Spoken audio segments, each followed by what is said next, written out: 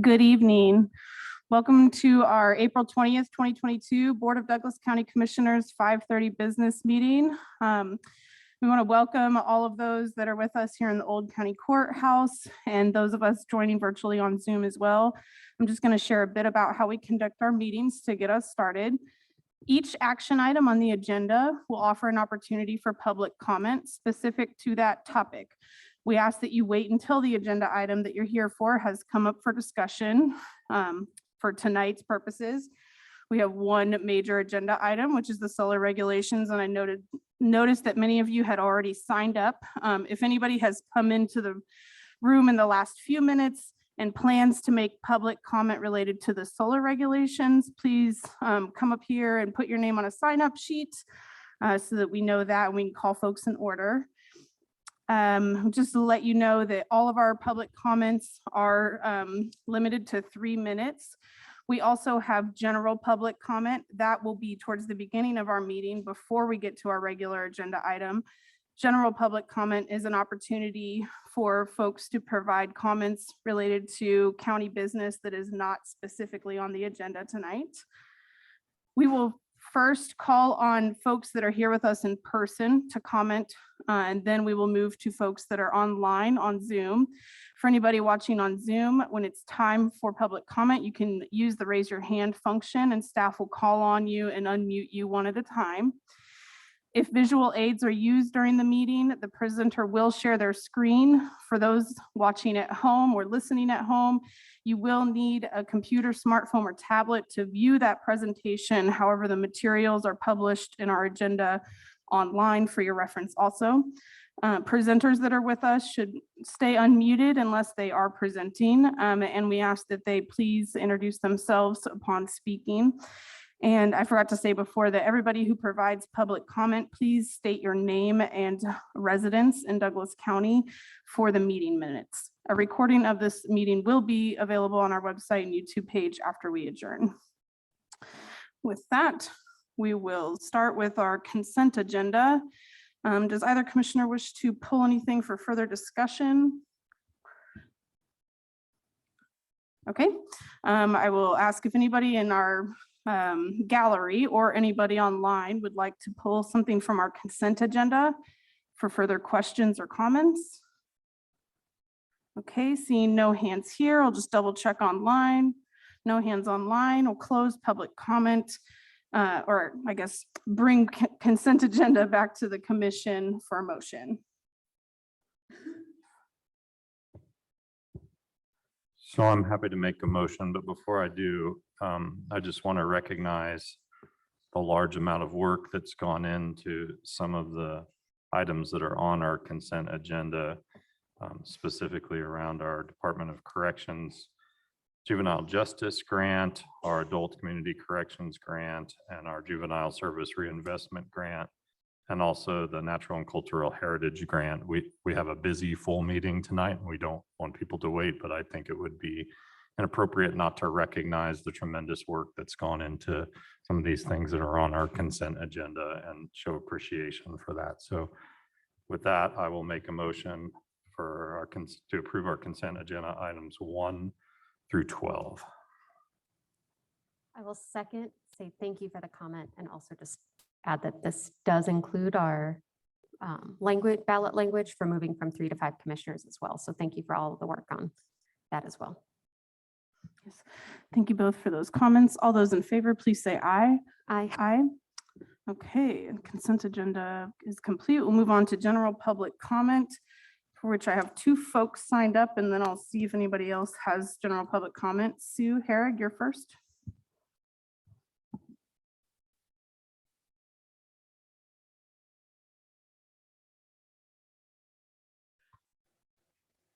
Hi, I'm back again this week. My name is Sue Herrick. I live here in Lawrence.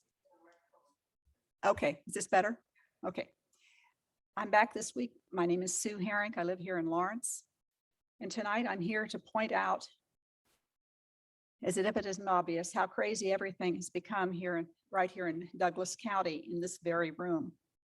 We have a commissioner disregarding what is being said in public comment week after week Every time a taxpayer makes an effort and takes the time to come here and speak, Shannon Portillo blatantly types on her computer during public comment.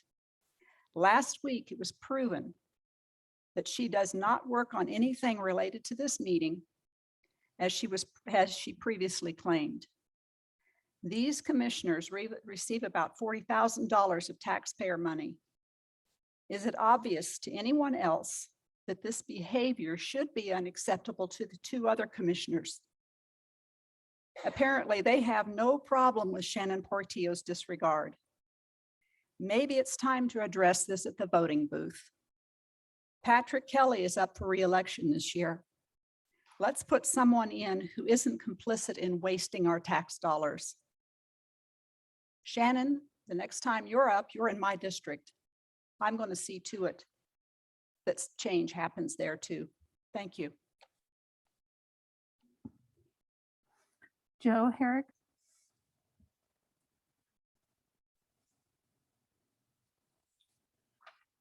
My name is Joe Herrick. I also live here in Lawrence.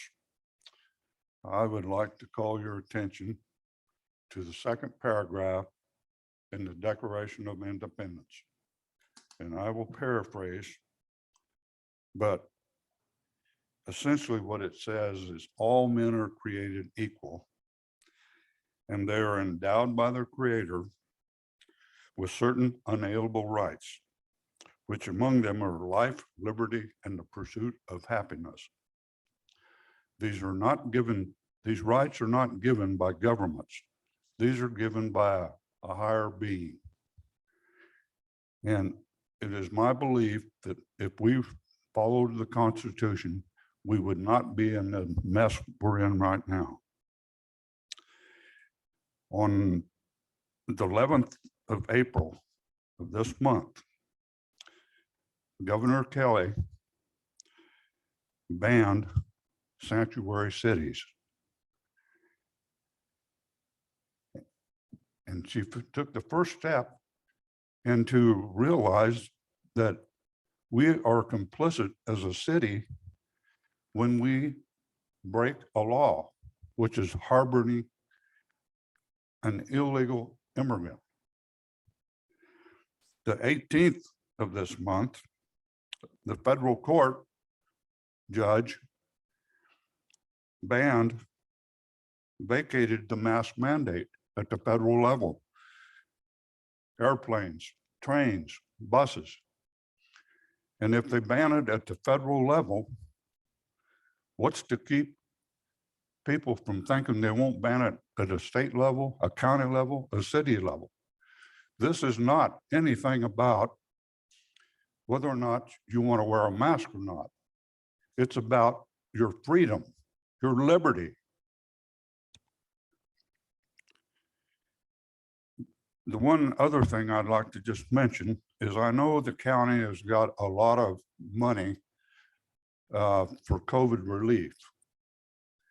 And my question, and I'm not pointing any fingers, my question is, what do we as elected officials have to do in order to be able to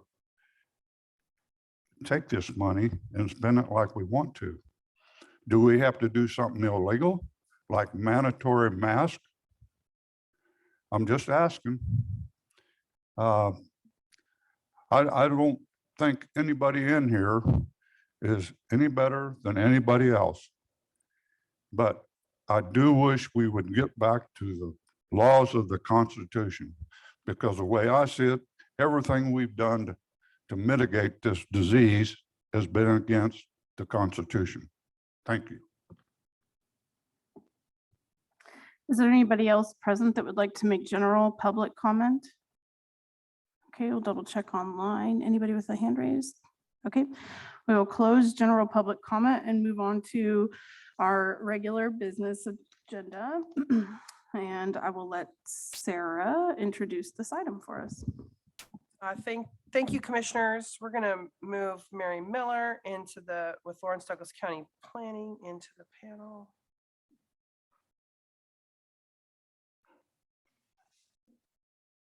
Yeah. In addition to Mary, who will lead us through the presentation, I know we've got county council on the Zoom call as well. And Tanya Voigt from our zoning and codes is available as well. So there's a number of staff available for questions, but at this point, I'll turn it over to you, Mary. Well, thank you, commissioners. Mary Miller, City County Planner, and I will share my screen here.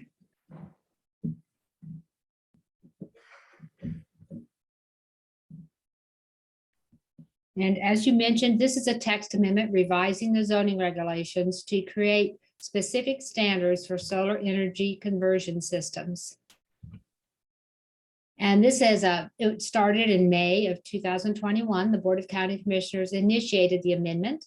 It went to the Planning Commission several times. The Planning Commission created an ad hoc committee and it returned to the Planning Commission a few more times. In February, they voted on the draft language and forwarded it to the Board of County Commissioners with a recommendation for approval. Since then, it's been 2 study sessions at the Board of County Commission, with the most recent one being a discussion of agrovoltaics, which is the combined use of solar energy conversion systems and agriculture on the same property. And so I'm going to go through the draft regulations, and I'll focus more on the standards, and I'll try to cover everything else fairly briefly. But the applicability, what do these standards apply to? They do not apply to the accessory or personal, the very small scale solar energy conversion systems. If you have a solar panel on your home, or if you have a panel that you use to power equipment or your fencing, those are exempt. They would be processed, if you had to get a building permit, they would be processed through that, but no CUP or zoning approval is required for those. The larger scale do require conditional use permits, and these are divided into 2 categories. We have the limited scale solar energy conversion systems, which are commonly called solar gardens, and these can be up to 20 acres in size, and these are exempt from some of the standards. And the utility commercial scale, which would be between 20 and 1,000 acres, and all the standards would apply to these. And we have a set of definitions. Most of the definitions just apply to solar industry terms that we use in the chapter, but we wanted to be very sure to include area terms that we use to define the area, because we have the 1,000 acre limit, which applies to the site area. And we had originally just called that the area covered by solar panels, but then the question came up, what about the rows between the solar panels? So we thought we'd better be more clear to avoid confusion when we're actually reviewing an application. So we have a term called the solar array, and these are just a set of solar panels that generate as a system. And most typically they're converted to one inverter. And then we have the solar module, which is a grouping of solar arrays. And the module may be separated from other modules by fencing, wildlife corridors, natural areas, roads, etc. And we have the other uses, the accessory uses or pertinent uses such as substations, battery storage, access roads are not included in the definition of the solar module. And then the site area is a combination of all the solar modules. So we are really looking at only the land that's covered by the solar panels, kind of defined as that outside perimeter of the solar panel area. And so this is where the 20 acres and the 1,000 acres area is calculated from.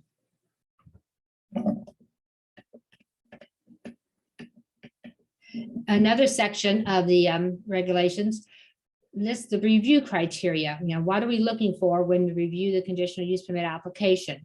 Number 1 is several criteria about minimizing potential impacts to neighboring land uses, impacts to the airstrips, if there are airstrips in the area, impacts from glare, impacts on groundwater or surface water, impacts environmentally sensitive land, impacts on agricultural land. So we look at all the various types of impacts that there could be and try to set standards so that we can minimize those.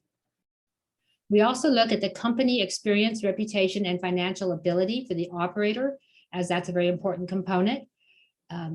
We review the decommissioning and reclamation plan because we want to have proper decommissioning and reclamation so that the land is suitable for return to agricultural use when the solar farm or solar garden is done. We set a bond, And that is to ensure that the decommissioning and reclamation can occur, even if for some reason the operator is not able to do that. We have a section on emergency services because a solar facility has, it's an electrical facility and it has unique characteristics such as a battery array and other features we don't usually find, within Douglas County. And so we wanted to set up specific requirements so that our emergency services and fire districts would be able to handle them. And then we look at what is the degree to which agricultural uses and wildlife habitat are accommodated with the project. And so I'm going to go through the standards. One standard we prohibit concentrating solar thermal devices. These are typically mirrors that shine light onto a tower, and that becomes creates thermal energy. And these are normally found in desert areas, but we received several concerns about these when we started the language or the regulations. So we wanted it to be clear that these are not permitted in Douglas County. Another thing we look at is the impact on farmland. And so there is a restriction on grading if a site area is in an area of prime farmland or statewide importance farmland, grading in that area is limited to no more than 5%. And the Board of County Commissioners can modify that. That is one of the standards that could be modified. And the regulations provide some criteria as guidance for those modifications. Solar panels are permitted to be only 15 feet tall. And as in that image that we saw at the beginning of this presentation, solar panels are fairly low profile. So they have, that keeps their impact down, but sometimes they need to be taller. And the BOCC can modify this limitation, especially if it's necessary to be higher in order to accommodate topography without grading or to accommodate agrovoltaics or concurrent agricultural use. We have locational criteria. They need to be cited so that they accommodate the growth of incorporated cities, and the cities in the county would be involved if there was a project proposed near them. Slopes of 15% or greater are avoided, and then they would minimize the impacts to environmentally sensitive lands. And then they need to be located at least 200 feet away from historic trails. And then we have the size limitations, 20 acres for the limited facilities and 1,000 acres for the commercial utility scale. And this graphic is from the regulations. The yellow highlighted area is the area within the fence, but the actual site area would be that area that was outlined earlier, that is the perimeter of the solar panels themselves. And so that's what we would measure. We have glare reduction measures to ensure that there's not off-site glare. Vegetation, we've seen quite a few examples of early solar facilities that had gravel or had no vegetation and there was serious erosion. So there are standards that the facility needs to either be designed for agrovoltaics, it could have row crops or grass for grazing, or contain a diverse array of native grasses and forbs. And this is included because it would help maintain the soil health and prevent erosion. There are standards regarding soil, and no topsoil can be removed from the site unless it is contaminated. And the standards also note that topsoil would be removed in some cases for the installation, but if it is, it would need to be spread back again uniformly and seeded. And then we have setbacks, and all structures must comply with the setbacks in that zoning district, there are exceptions. One is that structures must be set back 500 feet from residences, and that's from existing residences. And side and rear setbacks may be waived with the property owner's approval. And if these setbacks are waived, then an affidavit would be recorded at the Register of Deeds, so we have it on record that they've been waived. Fencing, wildlife fencing for the perimeter is required where possible. A wildlife-friendly fencing that allows smaller wildlife to pass through. Fencing for electrical and communication equipment would be done per state and other regulations. And then wildlife corridors would be required, and that would be reviewed with a wildlife biologist input. If wildlife-friendly fencing is not used for the perimeter, it's very likely that more wildlife corridors would be required. We have standards, particularly for battery storage. It must be secured or locked. And it has the area within 10 feet of it can have no vegetation or combustible surfacing. Signage is required as required by the National Electric Code, and they must be set back a minimum of 500 feet from existing residences. We have standards for lighting, and these standards are intended to ensure we have the minimum amount of lighting on the site. Exterior lighting is limited to no more than 15 feet in height, and it would need to be motion activated and on a timer. If LED lights are used, the color temperature can be no more than 3000 K, which gives that yellow color rather than that bright white that you get with a higher K. Noise would be limited to no more than 60 decibels at the property line or within 500 feet of an existing residence. And construction noise would be evaluated and mitigated per project. Electrical interconnections, primarily they need to be located underground, but the Board of County Commissioners may modify that standard as well. Sometimes it's necessary to be above ground to avoid environmentally sensitive features. The facility must be well maintained. Groundwater testing is required prior to the installation of the facility. Property owners within a quarter mile would be notified of the opportunity to have their groundwater tested. And this is just as a baseline for those property owners for their records. The CUP, there would be an affidavit filed for the properties within the CUP, and the operator would have to have liability insurance. And the time frame for the CUP is recommended to be 25 years. And we have some public comments that were provided for this meeting that suggest having this begin when the facility is operational. They noted it may take a few years from the time that the County Commission approves a CUP until it's been installed and is up and running. And we'll discuss that a little further later. The transfer of operator, as the operators' experience and financial ability are principal concerns. If an operator, there's going to be a transfer of operator, it's necessary for that to be brought before the Board of County Commissioners so that the new operator can be reviewed, and the County Commission's approval would be required before that could occur with the CUP. Extraordinary events are defined as, really large scale events such as fires or damage from storms or grievous injuries. And if any of these occur, the Zoning and Codes Office needs to be notified within 3 days, and then they have 30 days to provide something of a mitigation plan to the Zoning and Codes Office, how this would be avoided in the future. And then there are regular reviews. 1 year after the release of the certificate of occupancy, there would be a review, and then every 5 years thereafter. And this may be done by a third party, especially for the larger projects. This is just a list of the various plans and other materials that are required. We want plans that show the existing conditions, and this is what we would use to evaluate the environmentally sensitive features on the area, as well as the proposed conditions. What kind of grading are they proposing? Where do they propose to locate the facilities? Stormwater management is just how they intend to manage the stormwater flow on the property. The traffic and road maintenance plan is crucial during the construction phases, because that's really when the primary traffic would be occurring, and they would identify the roads they would be using. They would identify if improvements are needed to the roads to accommodate their equipment, and also set a maintenance schedule so that they can be kept up.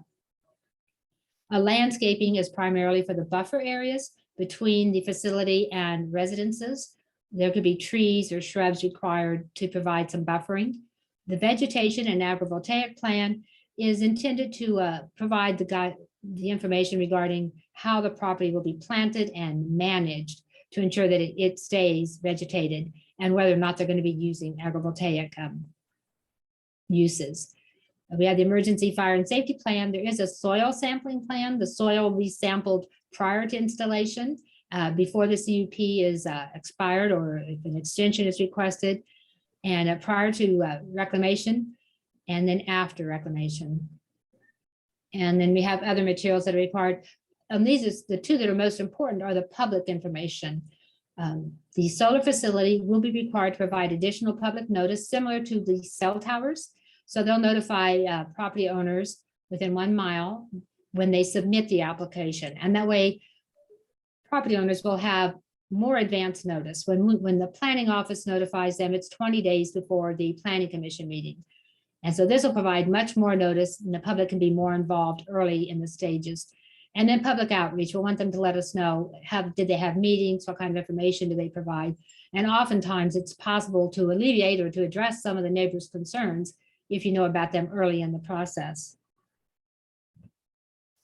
And so as I mentioned, we did receive some public comments and I kind of summarized those here. There were some that suggested we modify that 25-year time limit so that it begins on the commercial operation date. One suggested having an automatic 5-year extension upon request that the facility is in compliance. And it would be difficult to know exactly when they begin operation, but I know we do the 1-year review 1 year after they receive a certificate of occupancy. So that might be a time to look at if it was wanting to set a different start time than the Board of County Commissioners approval date. We've had requests to increase the maximum area to 2,000 acres. There was one public communication was an information of a request in Johnson County that they enter into an agreement with the larger industries for siting solar within their facilities. One comment wanted us to add a requirement that a percentage of the leaseholders have legally signed on to a crop or grazing operation, or to kind of have an incentive where we increase the size limits if they reach some percent threshold for agrovoltaics. For instance, they suggested 67 or 75% of the site area is in agrovoltaics, then they could have larger facilities. And then they asked that we prohibit solar projects on class 1 and 2 soils. And this was in the earlier versions of the regulations, but that was taken out as we thought the grading limitations and the use of agrovoltaics and the other measures that were put in place were adequate to protect that, and while we allow them to be located in those areas. And so the Planning Commission voted on February 23rd unanimously to forward this text amendment to the Board of County Commissioners with a recommendation for approval. And in the memo I provided, it notes the various options that the commission has. You can vote to approve it. You can vote to approve it with changes.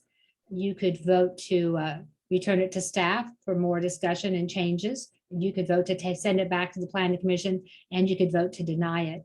And I do not have a resolution ready for you today, but if you do vote to adopt it, I'll prepare a resolution and we can put that back on a later agenda. And if you vote to move it to another meeting, I'll make sure I have a resolution at that time. And so that concludes my presentation. Thank you. Thank you, Mary. We really appreciate that. This is Commissioner Reed here. I just want to take a moment and recognize staff's work and time over the past year and a half, maybe pushing on 2 years now, actually. Maybe that's not quite right. Time is weird lately. About a year, I suppose, but you all have done an incredible amount of work in addition to the Planning Commission and the ad hoc committee who has already come and presented to us and may be available for some questions also. And I just appreciate how much due diligence and research has gone into it, and that you all really listened to and heard a lot of comments from the public and from the industry and from other stakeholders. And I think that these regulations and the way that they've been presented reflect that there were a lot of voices heard and a lot of considerations made. So just want to recognize that off the top of this discussion. Check in. I might have some clarifying questions, but interested if other commissioners have questions for Mary or other. Mary, are you the only staff that's here? Oh, I see Tanya and John Bullock is here also. Fellow commissioners. This is Commissioner Portillo. Mary, thank you for that presentation. Everything that Commissioner Reed said, I know this has taken a ton of time and you all have heard a lot of input, and I really appreciate you taking that all seriously.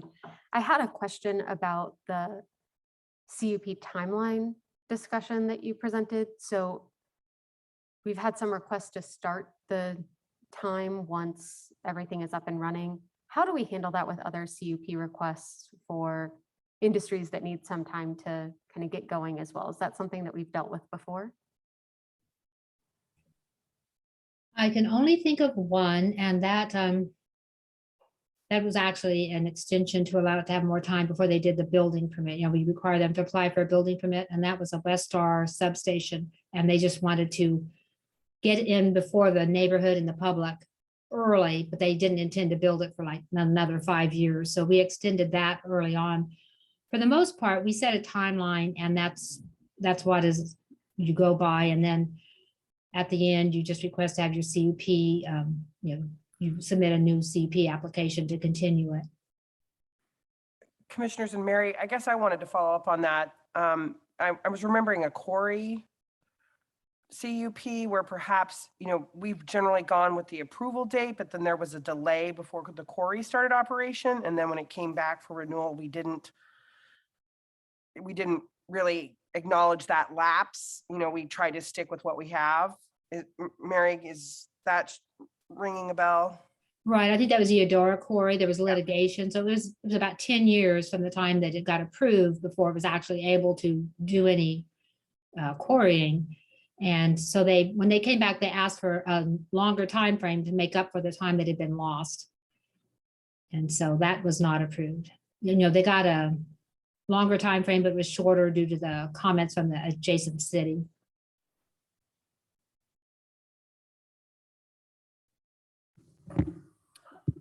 This is Commissioner Kelly, and this is from Mary and Tanya. I think I'd like to hear a little bit. We received a lot of public comment about expanding from 1,000 to 2,000 acres. And my first reaction to that was these regulations are significant. And I mean, the packet of information that has to be provided from the applicant is rather large. Can you talk about the impacts to your staff of increasing it from 1,000 to 2,000 acres? I can answer it. I see Tanya's here as well, so she can talk about the zoning and code side. On our side, I think most of the work, there's a lot of studies that need to be reviewed. And some of those may be able to be sent off to a third party. That's always an option, that we could have someone else review some of them, but I know that in some cases we want to review those all. And as far as planning, we would keep that in-house for the planning review. So it would be more work. There'd be a lot more parcels. And I think on the planning side, it would be doable, but I think Tanya could speak more about the zoning and codes impacts. Yeah, Tanya Voigt, zoning director, if you're okay, I want to share screen just super quick here. We actually created just a breakdown table of really what departments are involved in each kind of section of review and which plans each department needs to review. And I think this is just, we actually noticed that maybe we had not caught a couple things in the regulations that we may want to farm out to a third party, because we have one code enforcement officer in Douglas County, and that code enforcement officer is on his toes every second of every day, trying to keep up with complaints in the county. And to pull our code enforcement officer off of all the other things that are happening in the county to have to be on a site during construction for, say, 6 months to a year would just mean, everything else wouldn't be making progress. So one of the things that we've really talked about in our office is maybe when an application, true application comes forward, that maybe a condition would be that the site inspection, someone actually out on the site verifying that sensitive lands are fenced off, that, old growth trees, those type of things are not getting ripped out, just on the site, verifying the haul route is being followed. All of those things would probably need to be done by a third party. We do not have the staff to be able to manage both the rest of the county and this construction project. Another kind of segment that we were kind of curious about was just, how to verify grading. We know we have a limit of 5% on grading, and that project, if it's 1,000 acres or 2,000 acres, that's a lot of ground to cover on foot. And so just kind of realizing just the barriers of like physically being out there and being able to keep up with everything going on. We also, it's not just the zoning and codes office. So we have the public works department, we have the townships, and I think we have 12 townships, is that right? That all would need to review certain aspects of these plans and look at roads and look at culverts and look at bridges and look at weight loads. We have the fire and medical departments that want to be very actively in emergency management involved in this process, so that things don't get missed. And they need staff to be able to review these plans. The sustainability office would also be, and then we have all these other agencies that we depend on to be able to help us through the processes. Division of Water Resources, FEMA, Wildlife and Parks, Kansas Biological Survey. I mean, the list just goes on and on for even statewide KDOT agencies that will need to be a part of this process. So definitely not, the weight does not just fall on the Zoning and Codes office, but on many of our departments countywide that I don't know that they are, staffed to be able to handle this size of a project.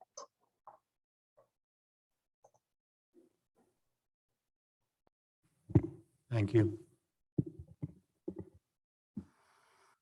This is Commissioner Reed again. I had both of those same questions, so I appreciate you all raising them.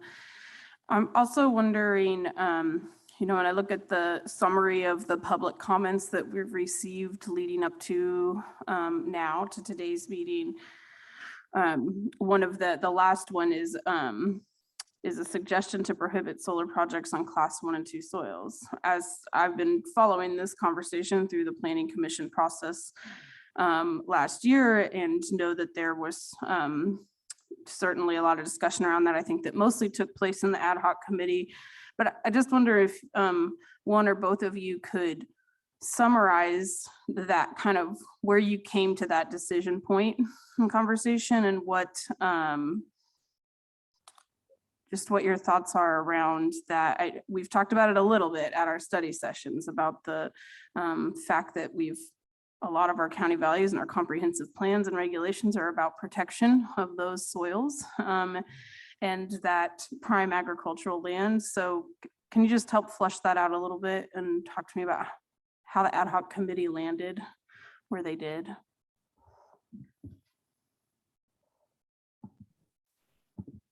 And I think we have someone from the ad hoc committee here as well, if I don't get this exactly right, but I believe we looked at where are class 1 and 2 soils, and those are usually on the most level land. So they're on the land that's most suitable for solar energy facilities. And before we had the limit on grading, it was seen as very important to restrict it from class 1 and 2. But when we put the limitation on grading, then it was, the assumption was that they could occur on these soils without damaging them, as long as we had the vegetation requirements so that we don't have erosion. And it's my understanding that we thought that was enough protection. And we have the soil testing, which basically just documents the changes. It wouldn't really be the thing that would stop it. But I think it's the vegetation, whether they use it as row crops, agrovoltaics, or planted in native grasses. The thought is that would help maintain or maybe even enhance the soil health during the life of the facility. And so the limitation on grading was added, and the restriction on class 1 and 2 was taken away. Tanya, do you have anything to add to that? It's okay if not, just checking in. Okay. Thanks, Mary. That's helpful. I think that that was kind of my recollection of how the conversation evolved, and that it felt like an important compromise in a way to provide some flexibility and access to land that was available for projects, and that the other regulations that have been put in here serve as some good mitigation measures for still protecting that land, even with the solar use. So that helps. I don't have any other questions right now. Just want to double check. Any last questions from commissioners? Okay. Well, we will open this up for public comment. I do have a list of folks who have signed up. A few people may have come in since. I'll get through this list and then I'll open up again and see if anybody else in the room would like to make comment. Just a reminder that we do have a 3-minute limit on each person's comment. Sarah over here in front of you from the microphone, if you're with us in person, we'll give you some reminders on that time. And we do ask that you state your name and residence for the meeting minutes. With that, we'll start with Richard Gall. And maybe while folks are coming forward, we will do all folks in person first, but if folks online are interested in making public comment, you need to use the raise your hand function on Zoom. So if you could go ahead and begin to raise your hand, that would be helpful. Thank you, Sarah. And sir, I'll give one more reminder. You have to speak really close to the microphone so that everybody can hear you. And you can pick it up if you need to. Go right ahead. My name is Richard Gall. My wife and I live in Johnson County, McCamey's Township, just north of Edgerton. And we have signed a contract for 30 acres to be used for solar. I'm telling you, even if I hadn't, or if we hadn't signed that contract, I would be here trying to promote the use of solar. For a while now, what I have seen on TV and read about global warming to me is really, really scary. And it's a known fact, the biggest cause of that is fossil fuel. And I don't know. I was a lineman for 30 years at Kansas City Power and Light and took an early retirement, worked for a contractor for 5 years. And I've seen not only my personal use need for electricity, but other people's. And we also need clean air, and we need to slow down this global warming. I just saw something recently that the temperatures in Alaska and Siberia and the Antarctic are constantly higher than normal.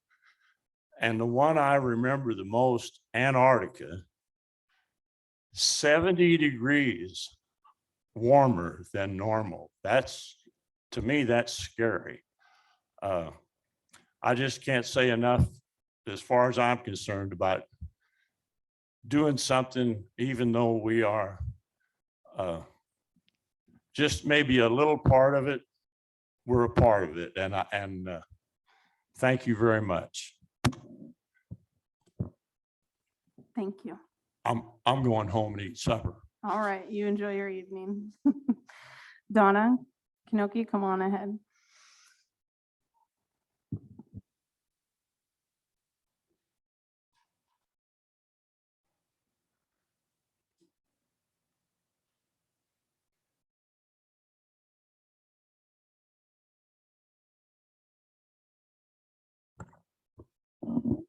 I'm Donna Bruckeisen Kanoki, 238 North Maple Street, Gardner, Kansas. Our family owns land on the county line in both Douglas and Johnson County. And some of this land's been on our family for over 150 years. My grandfather, William Bruckeisen, a Civil War veteran, homesteaded some of this land. And I was born on this land 91 years ago, and I grew up on it and still live in the area.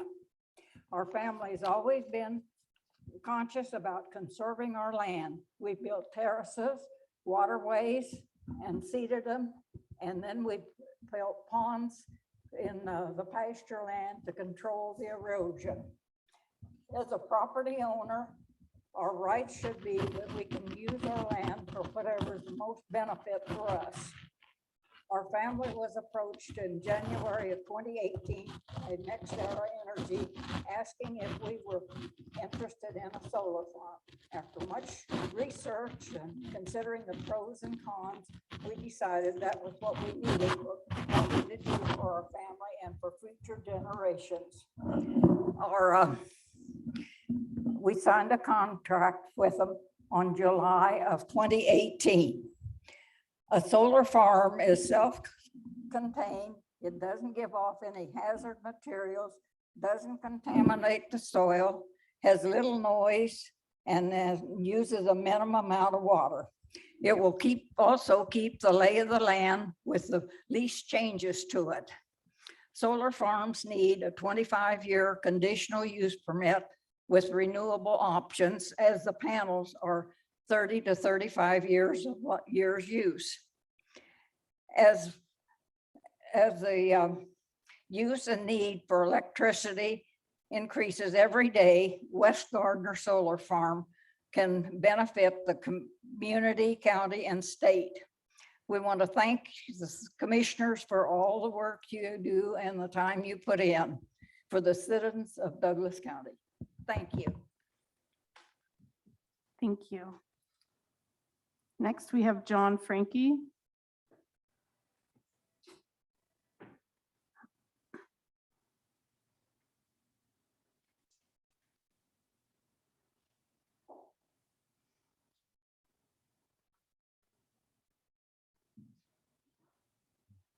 See if I can do it a little better.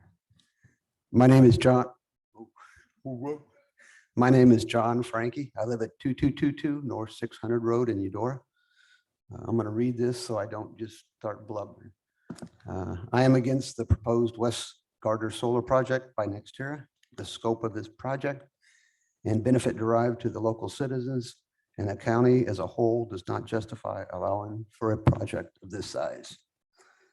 I believe that this is just a beginning of many future proposals for industrial and solar in the county that want to come in and take advantage of the Kansas attractive incentives, focusing on rural farmland for the business purposes.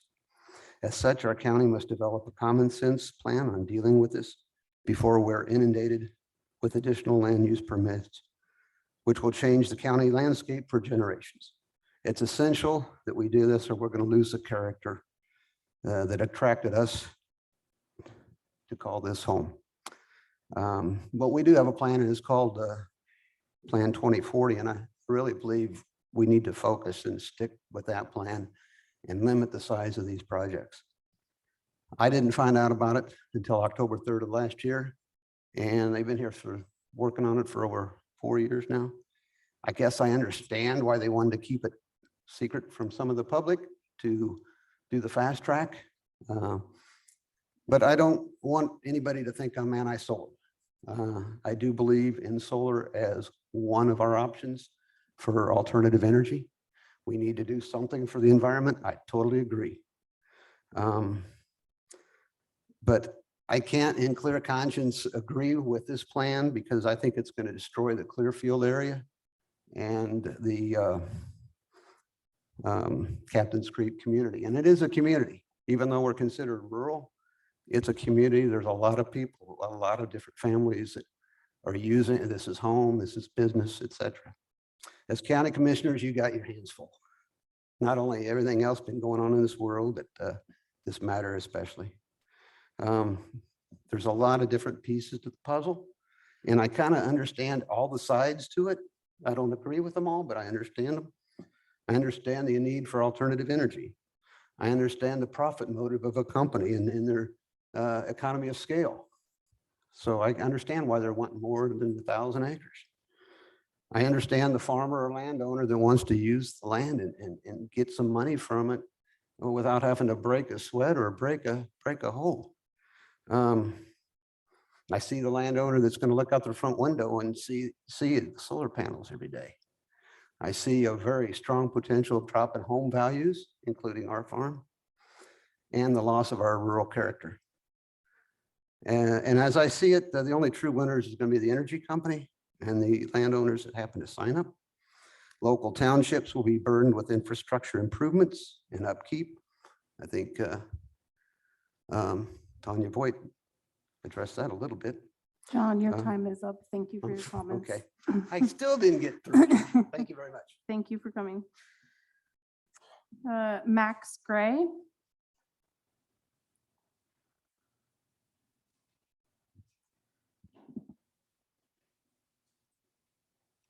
Hello. I live at 15285 Edgerton Road. The thing that I'm most concerned about is that people haven't really brought up is the waste. We built nuclear power plants before we knew what we were going to do with the waste. And we're still trying to figure this out. The windmills, we're digging up land and burying them And from what I understand, every year the dirt that they put on it drops 4 to 6 feet, and they have to haul in more dirt to cover it up.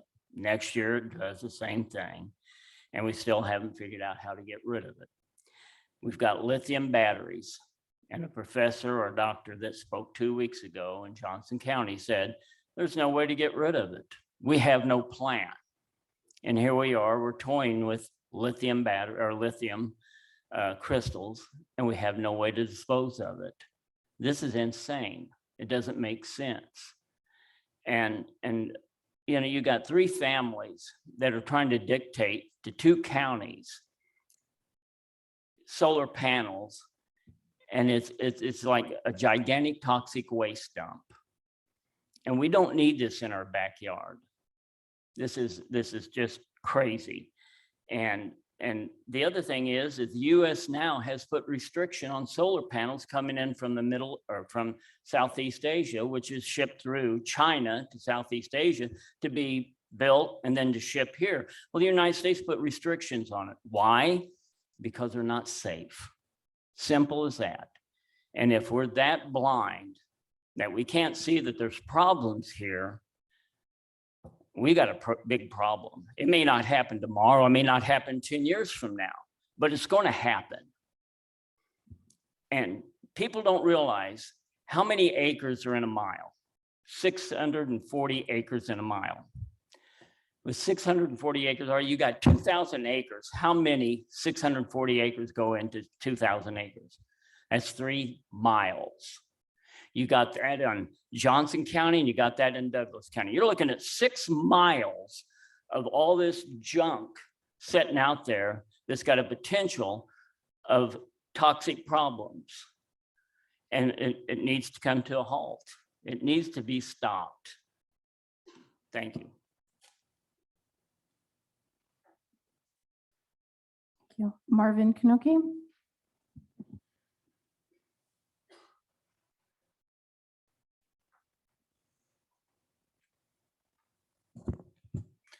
Good afternoon. My name is Marvin Kanoki. I am owner of the Kanoki properties in Douglas County. Thank you, Board of Commissioners, for your time today. Land of the free, that's what this country is. Light is another thing that is free from our sun, and we all need light. This solar farm will help many people continue to work, live, and play. Willing landowners who choose to offer their land for the good of the continued power have that right. Denying this landowner right is like robbing the landowner of the opportunity of choice. Do solar opponents have the right to tell the landowner what to plant? The great resource of our sun provides many rewards. 1, it is essential for daily life. 2, it allows for the health and well-being of all humans, animals, and even clean air. Both businesses and residents are dependent on electricity. There is an ever-increasing demand for electricity, which our sun provides. We all need rest. The resting of land is just as needed as it is for our human bodies. Once implemented, a solar farm can provide that rest. Solar-generated electricity is coming across our country. I ask that you put in place regulations that are favorable in Douglas County for solar development, which includes 25 to 30-year CUP and a 2,000 acre limit. Thank you for your time and consideration. Thank you. Excuse me, Lisa Huppy.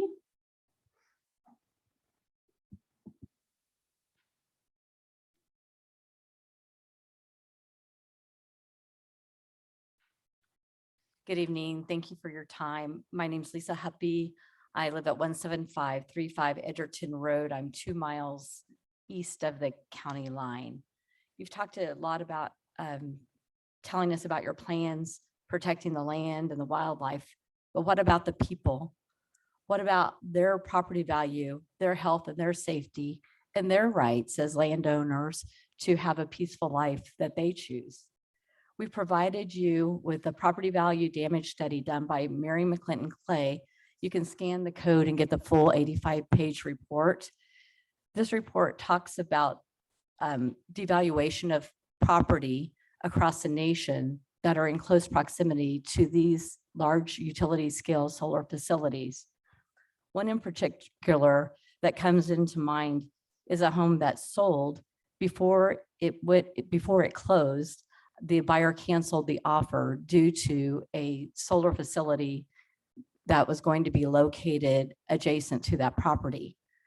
When they went to that home buyer and asked if they would move forward on the purchase of that home, if they decreased the price of a $225,000 home by $50,000, the buyer, who's also a developer, said no. He said there's no value that that home has being located in that proximity to a utility scale solar facility.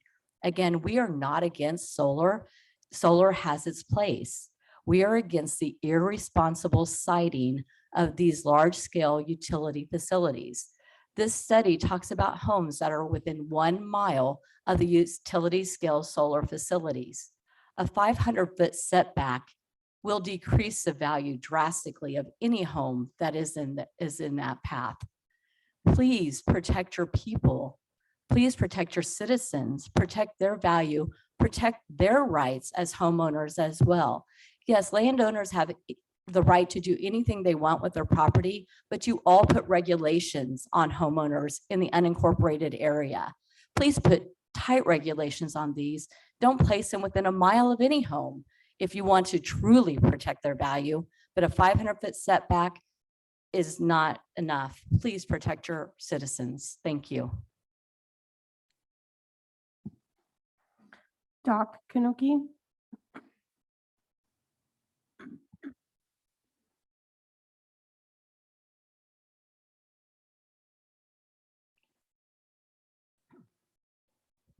My name's Robert Kanoki, 238 North Maple, Gardner, Kansas.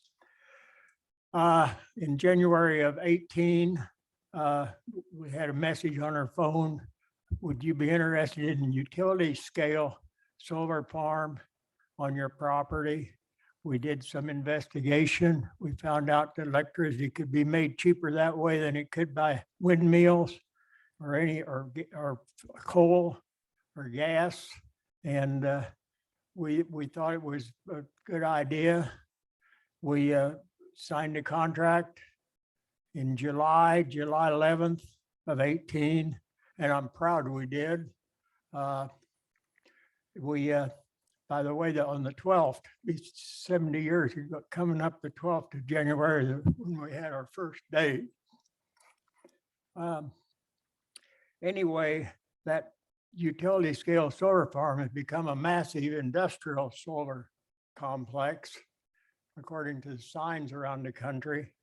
And I was accosted on Saturday by a neighbor out there. Said, "Are you proud of what you've done to all these people? You've lowered the value of their property." Well, won't say I'm proud of it. I'm proud that I signed it, and I really don't think I lowered the value of their property. There was a big ad in the Kansas City paper by the utilities put in there, and they had 8 reasons why solar power is your best neighbor ever. Number 1, no new traffic or clogging the already busy streets. No noise to keep you awake at night and disturb your family. No trash or emissions blowing around. No crush of new students over your local schools. That's a big one. No strangers living behind you, watching you. No strange smell, loud noises, or bad behavior in your neighborhood. No surprise strip malls coming up, developments right behind you. No unexpected new expanded freeways to run through there, and that there's a possibility that could happen. Every one of those reasons is a good reason. I really don't think it's going to lower your property. It might for a short time while they're okay. Oh, I still got 30 seconds.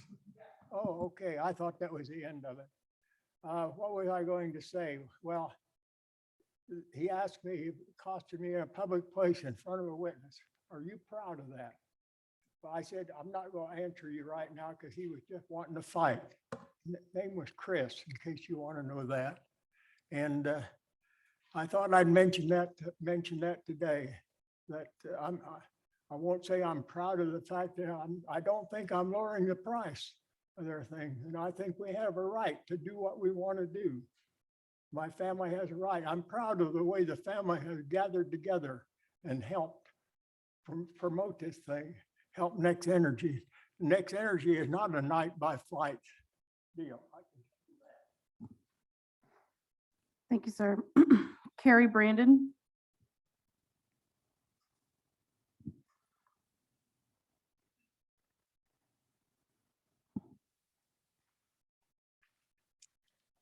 Hello, Commissioner Shannon, and Patrick. Thanks for having us all out here tonight to make public comment. My name is Carrie Brandon, 450 East 2300 Road, Eudora, Kansas.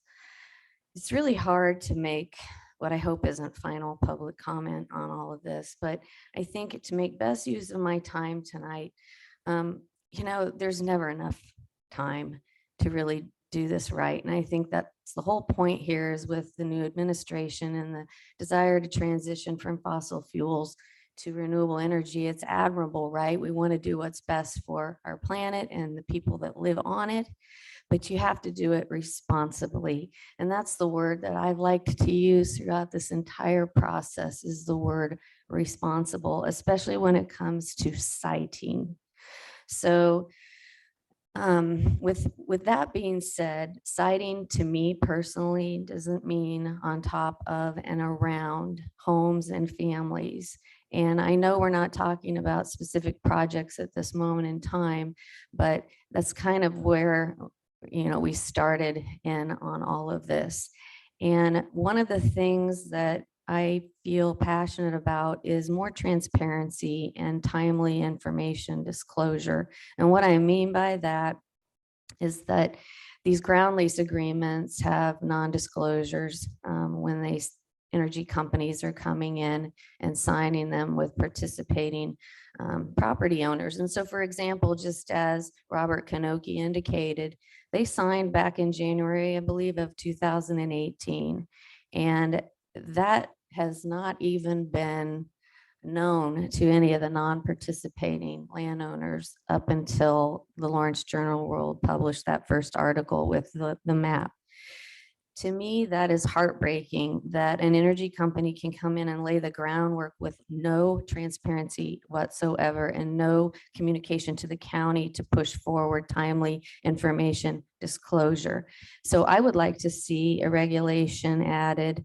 I mean, we've already talked to the Senate Utility Committee about this, but we need regulations, state laws that require energy companies to notify the county upon the moment they sign the first ground lease with any participating lessor landowner, and for that to then be published in for the community to be made aware that this is going on. And we need to know where those ground lease agreements have been signed, because we have a comprehensive plan that we all have based our investments, whether they're building our new homes or creating new business opportunities.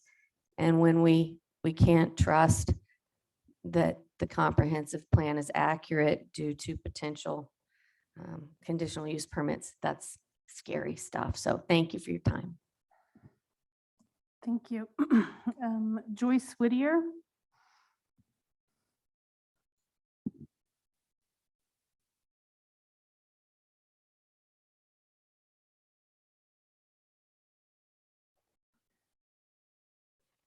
My name is Joyce Whittier and I live at 7414 Flint Street in Shawnee, Kansas.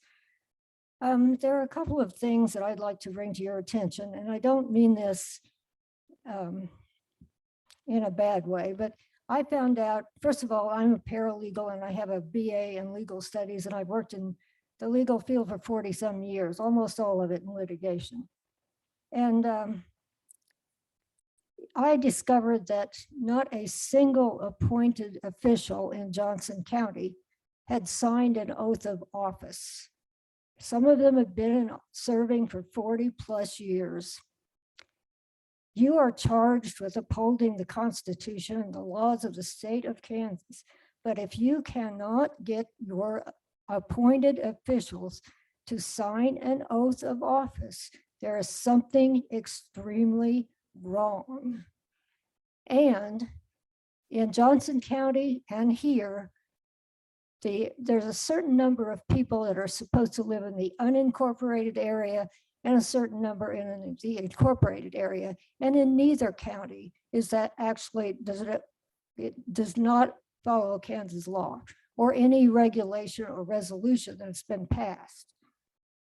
And because of these irregularities, I think you should be, I mean, to me, if you haven't signed an oath of office, then anything you do is not legal. So anything that you have decided, anything that anyone that has not signed an oath of office has been involved in is not legal, and you need to start over. You need to vote to deny this, send it back until everybody is in compliance with the law, and start from the beginning and make everything open and above board. And there are several lawsuits that have been filed about rezoning agricultural land via things like CUP regulations. And every single one of them, they have ruled that you cannot do that. And yet that's exactly what you're trying to do. Thank you. Robin Latham Gray.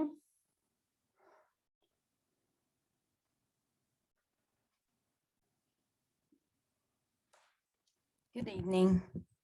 Not sure if I got this right. Thank you to the commissioners for having this meeting at a time when working people can be here. Really appreciate that. Have just a few thoughts on this and things I want to share.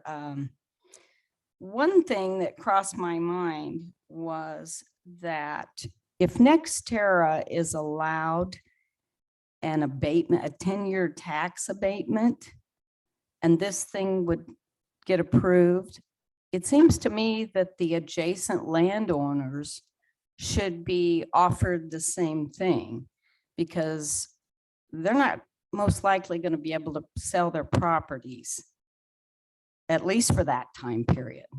So, and who knows, maybe longer if it's a 25-year deal. So in my mind, that's something that should be seriously looked at.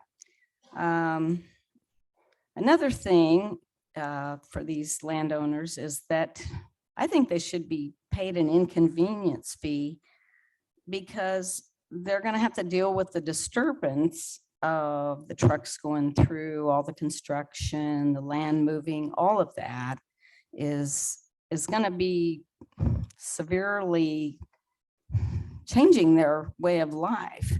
They're not inner city people. They're used to having quiet, and this is going to be a big deal for them. So I think Nextera should at least be required to sign something or have a contract regarding that. Let's see, some of my other thoughts. Oh, I'd like you to revisit the maps that were provided to you by, I believe, Carrie Brandon, that show the difference between responsible and irresponsible solar. It's pretty enlightening if you look at those maps, because not many of us are against solar, but we want it responsible. That's the biggest deal. And let me see here. I feel like I'm missing something, but anyway, I think my last thought is that we need to learn something from the early nuclear plants. And now granted, this is not nuclear, but when they went into that, they didn't have a cleanup plan. They just did the trial and error thing. And we don't have a cleanup plan for this. We don't know how to dispose of those panels. And we don't know all the effects of those panels just yet, but there's a lot of information out there. I hope you look at the responsible solar site and just look at that. Because learning from trial and error is really not a good plan. And we're really counting on you to protect us. We need your protection. Thank you. Your time is up. Thank you. Trent Green.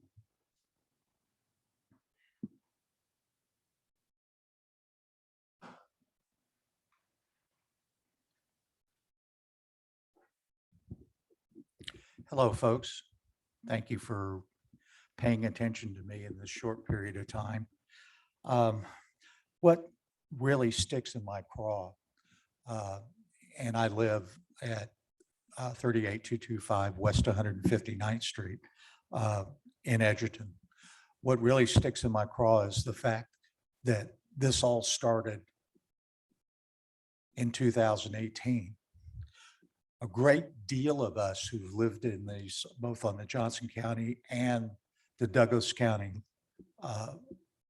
lines, didn't even find out about this until at the earliest this summer. My wife Sharon and I didn't find out till this fall. So it greatly inhibited us on trying to maybe bring this thing to a halt.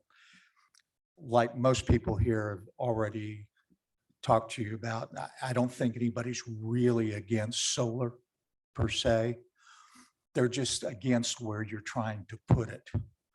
There are numbers of families, somewhere in the neighborhood of 200, that are being displaced by basically 2 landowners. And to me, that's really not good. That's not good politics. That's not good stewardship. We live in this particular areas because we want to. We just didn't all of a sudden decide to move from downtown Overland Park to the country. It was a conscious thought on our parts. We hate to lose our individuality and also a lot of the things that we found that we really love. The fact that the California and Oregon trails cross right in front of my property and then continue on through Johnson into Douglas County. We also are a little afraid of the thought process that has gone on about how fire is going to be taken care of if something does go awry with the panels. I think everybody remembers 3 years ago at Christmas when everybody's hovercraft were on television blowing up in their driveways. Well, that's lithium batteries, folks. They're a little hard to work with, and it takes specialty equipment for firefighters to even think about it. I know on the Johnson County side, they're still trying to figure out who is going to take care of this if it goes forward. I imagine it's probably the same thing on this side. Thank you very much for your attentiveness, and please just do the right thing. Thank you. Thank you. Cindy Fitzgerald.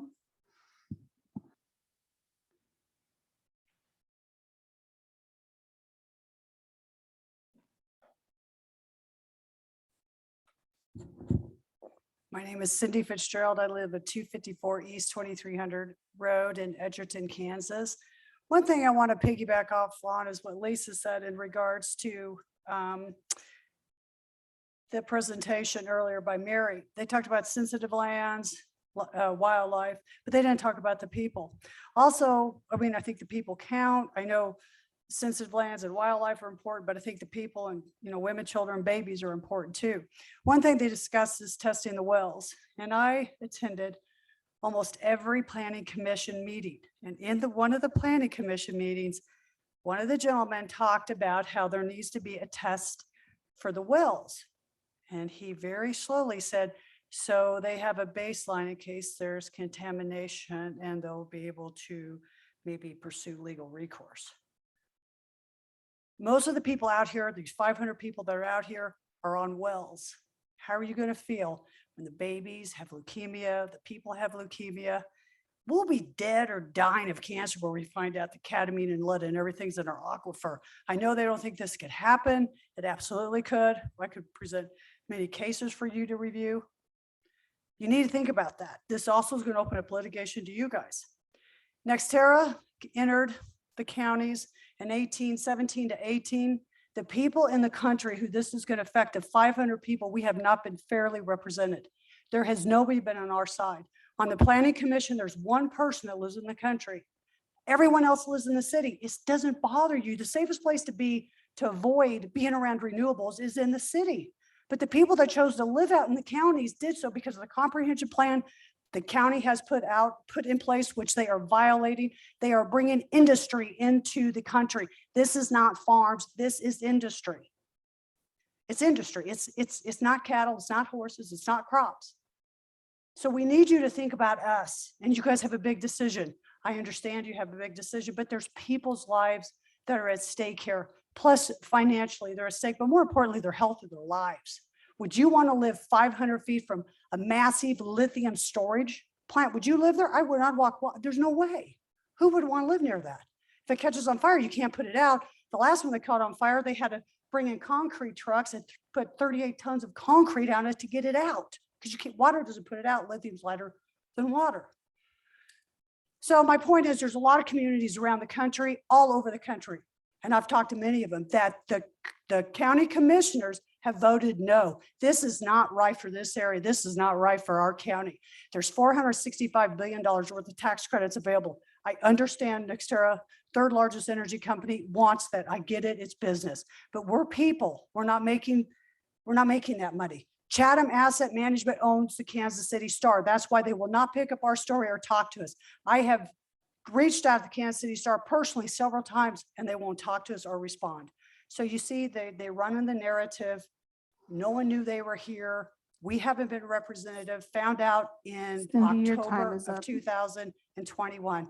Please do the right thing and protect us. Thank you. Next is Michael Allman.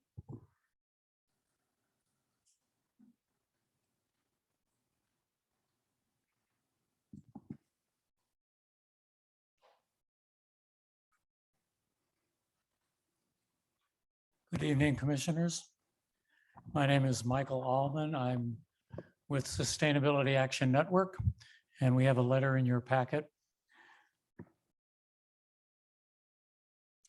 Sustainability Action Network is proposing that you send this regulations back to the staff for 3 amendments, if not more. They were listed in the public comment that Mary Miller put up on the screen. First of all,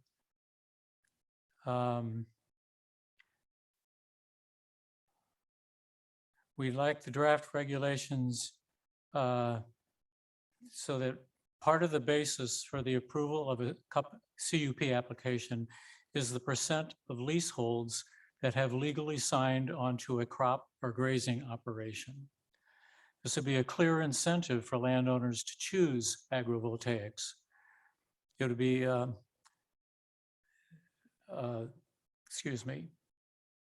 also it would be clear for the solar company to aggressively pursue those leases. This will gain predictability for the solar companies. It'll gain secondary income for landowners, and it'll gain assurances of food production for the county.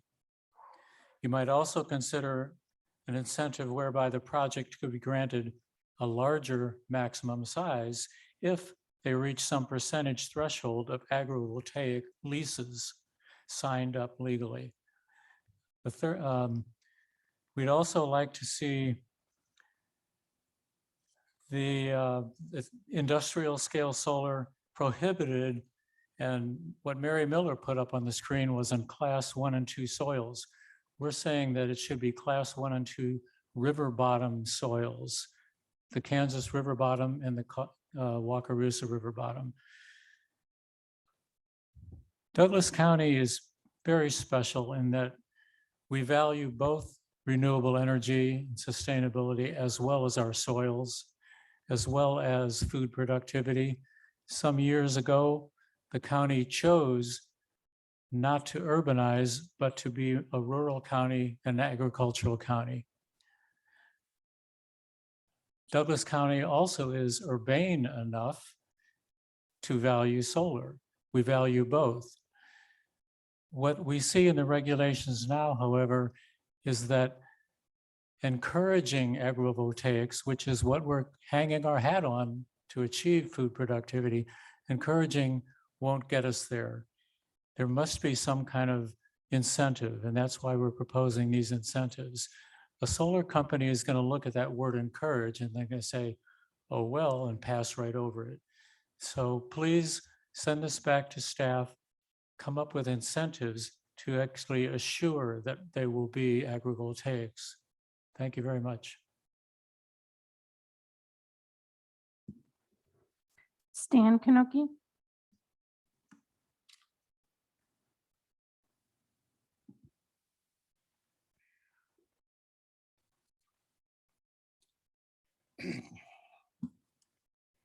Stan Kanoki, 8708 West 82nd Street, Overland Park, Kansas. My family owns land in Douglas and Johnson County that we signed a lease to NextEra for a solar farm. I want to acknowledge the good job the planners and ad hoc committee on forming the solar regulations. Very knowledgeable and very enlightening. Thought they were fair and balanced. They perceived this as a business sector and a generalization of more solar to come in Douglas County and a general guideline for other counties in the state of Kansas to compare to. Great job. Such a good job that the Planning Commission accepted the regulations to move to the Board of County Commissioners, and here we are. All I ask is the conditional use permit for 25 years, have a 5-year extension if the solar company asks for it and is received creditable. I ask that the conditional use permit be started once the solar project is operating after construction. I ask is you may increase the acreage from 1,000 to maybe 1,500 or 2,000 acres. There could be other landowners that are on the fence, and this could secure their farms for the next generation for their family. My family, we hope to accept this opportunity to secure our family farm and its heritage for another generation or more. Thank you. Thank you. Zach Pastora.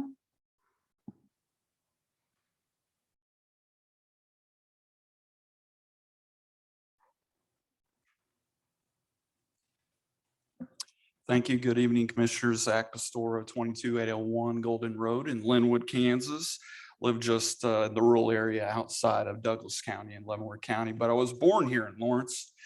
I'm here before you tonight as the proud legislative director for the Kansas Sierra Club. On behalf of the 5,000 members or more across the state, we're dedicated to exploring, enjoying, and protecting the great outdoors of Kansas. Here in Douglas County, we have 583 dues-paying members. I consider us one of the more prominent, largest grassroots environmental organizations in the state and here in the county. And it occurs to me that there might not be anything, well, much more powerful and sometimes heated as democracy. But one thing I think is more powerful and certainly hot is the power of our sun. And so we're here today to offer our support for this text amendment to welcome responsible development of solar in Douglas County. And the Planning Commission and staff have been incredibly thorough and thoughtful in drafting these standards for your consideration. We're talking about months of planning and hundreds of public comments before you. It's clear to us that these regulations offer a fair balance of catering to an exciting and meaningful clean energy businesses that bring utility scales, solar projects worth often worth $100 million plus or more, with tremendous economic benefits locally, but also balancing that with the inherent responsibility to serving our residents and protecting our landscapes and ecosystems. The regulations before you are the epitome of responsible. To date, the county has collected extensive research and community input, and arriving at these regulations should satisfy most utility scale solar developers, but also protecting our topsoil, agricultural opportunities, ecosystems, water bodies, next door neighbors, and more. These things are not junk, but these are infrastructure for our future. This is clean energy and pioneering eco-friendly future that I think is within the character of Douglas County. And with the ever challenging demands of climate change that affect of all of us, but especially those most vulnerable here in America and around the world, the opportunity to welcome solar and transition to a clean energy energy economy is something you can do and you must do. There's a lot that could be said. This can be a lucrative cash crop for the neighbors involved, but it certainly has economic benefits for the county. It's going green, both for the environment and helping make money on current and future residents. Thank you very much. And we urge you to pass this text amendment tonight. What better way than to celebrate Earth Day here on Friday? Thank you. Thank you. I've come to the end of our sign up list. Is there anybody else who'd like to make public comment? Karen Willie, I see you, come forward. And I did see another hand out there, so I'll call again. Thank you very much, Commissioners. Karen Willie, Planning Commissioner and Ad Hoc Solar Committee member and a rural resident. I thank you for holding this public meeting and for listening to all the public comment. We certainly wouldn't have gotten this far without the just robust involvement from the public on all sides and all perspectives. We had a lot of values to weigh. And as you know, this is just step one in getting the regulations on the books so that when an application does come forward, we have something to weigh it against and we're not just working without a net. I really only came up to offer a potential technical correction for your consideration, if that would be all right. And that would be on section 0.05 standards under B farmland, section 2. And this is about the grading. So under section 2, we have item I, which is the grading of prime farmland and farmland of statewide importance shall be limited. And then under that is subpoint A, which is actually intended to be its own point, that grading shall not exceed 5% of the site area. And that text is the intention of the ad hoc committee, but for it being a subset of prime farmland was not the intention. It was 5% of the site area. So I just leave that for your consideration. Thank you. Thank you, Karen. You can come forward.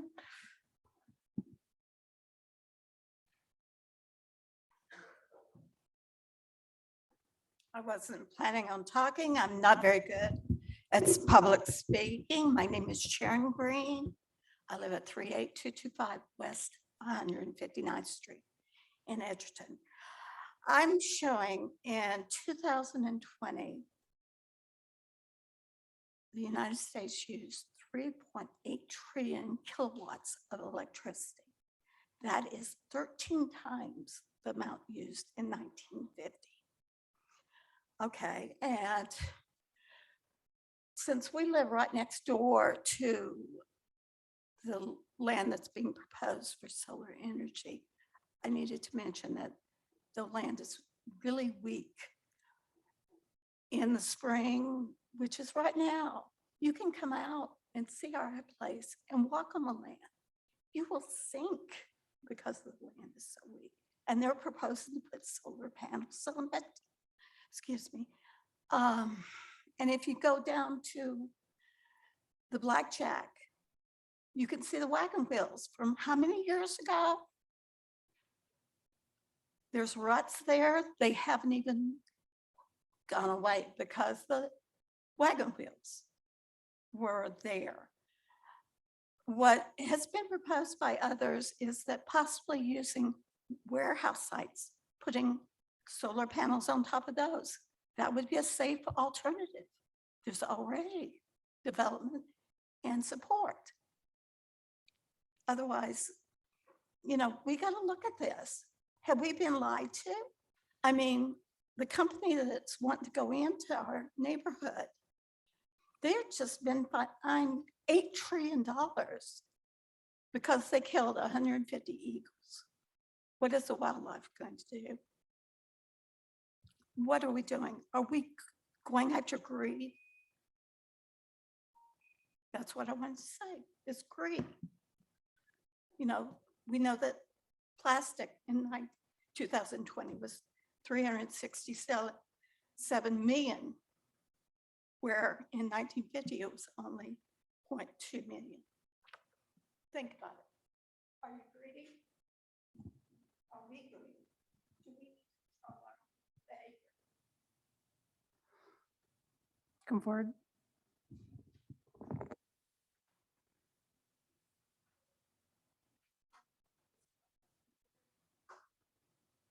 Good evening. My name's Alan Anglin, 17090 Union Star Road, Edgerton, Kansas.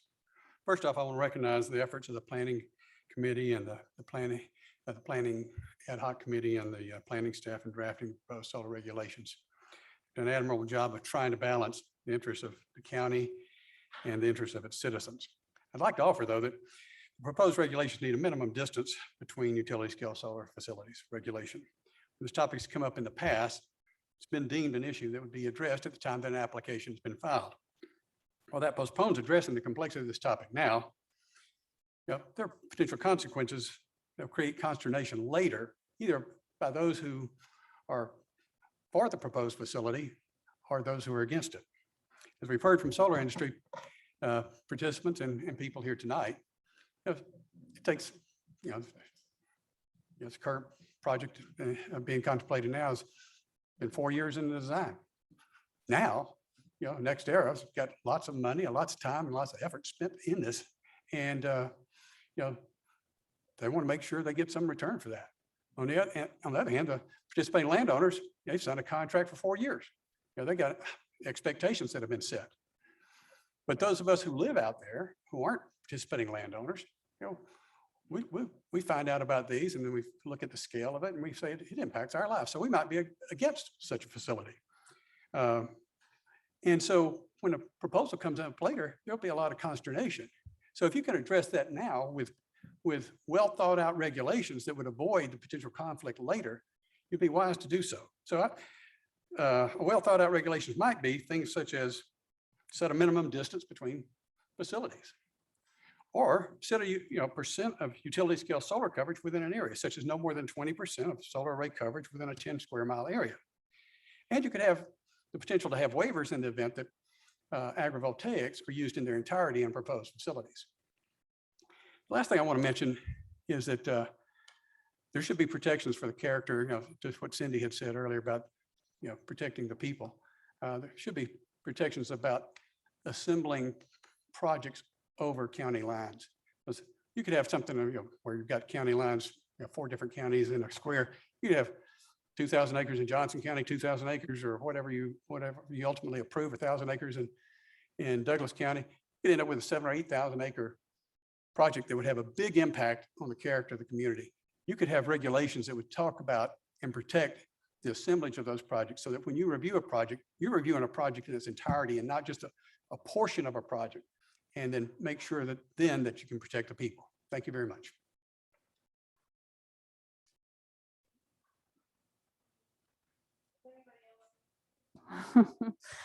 Is there anybody else who would like to make public comment? Please come forward. I see you next back there.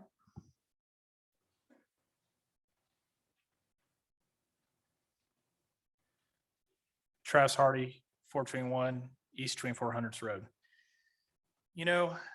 I spent months learning about this project. And I'll be honest with you, I'm tired. I know a lot of us are tired. We find out this, kind of luckily from a neighbor. And we spend a lot of time, and some people spend a lot of money researching this, getting the word out, because the word didn't go out. And the deal is you guys are here to protect the county, do what's good for the county, do what's good for the citizens. And that's all of them, right? I mean, not just some. And it doesn't seem like this is a balance. Like we've heard, you know, we want to do what we want with our land. Well, that would be great. But the reality is there are restrictions. I can't do whatever I want with my land. I mean, and we keep hearing about, you know, we want to increase this, maybe there's waivers in the regulations. We are living out there. And what protections do I have? Like, so I don't want to live next to this, flat out, I admit it. But let's say I want to stay in the county because I do like Douglas County. So if I go get another house right now, I have no idea if there's going to be a solar farm, a wind farm. So I really urge you at the very least, figure out where you want this to be, put it in the comprehensive plan so that people that are going to be moving out here know where they can go, that they won't be burdened with this. Like really figure out, it makes sense maybe over here because we don't have as many houses and not over here. And that's totally left out right now. Like there is no protections for any of us. If I, you know, because we've looked at houses and it's like, well, where do I move? If this comes in, where do I go? And how do I know I'm not going to be right next to this? And I don't. And it worries the hell out of me. It worries the hell out of me that I'm going to lose property value. I mean, you can hear say, oh, it's not going to affect you. Common sense says it will. Anybody that lives in the country doesn't want to live next to an industrial area.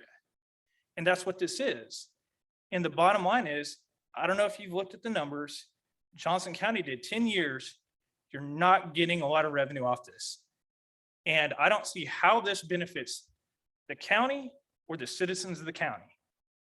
And if it doesn't do that, it's not good for the county and it shouldn't happen. Thank you. Thank you. Oh, there you are.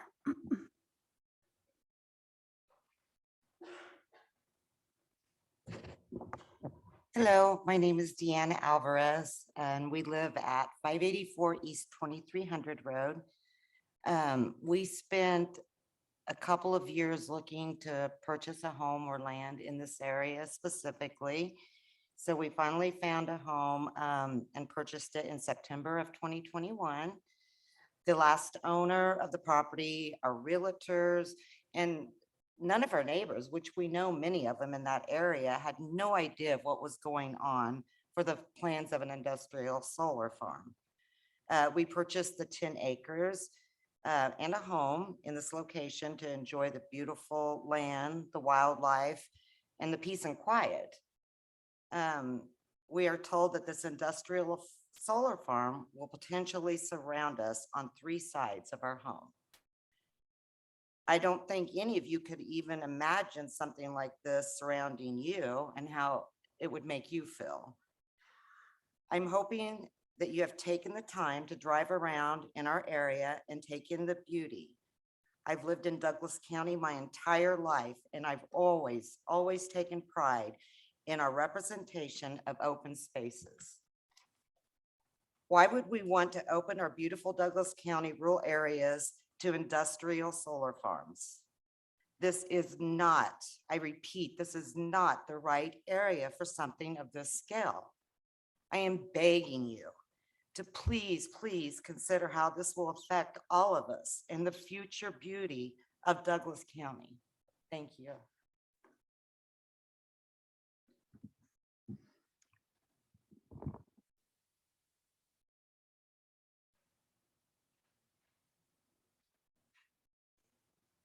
Hello, and thank you for all you're doing. Bill Brandon, 450 East 2300 Road. I just have some simple comments. Since I saw comments from the people who will profit from this about making these industrial solar fields up from 15 to 2,000 acres, I want to make the comment, I think it should be 500 acres. So that can be in the books. Again, I think one of the things is I'm fine with solar in the right areas if it's responsible. I also think if you're going to surround a home on more than one side? Shouldn't the standards double? So for example, if a field is on two sides, won't the noise level double? So the standard should double? You know, it just makes sense to me if I have, you know, if someone's surrounded on three sides, the noise is going to be here, here, and here. So shouldn't everything triple as far as like setbacks and standards for that home? And the only other thing I want to say is, yes, everybody should have the right to do with what they want with their property, but within the community standard, right?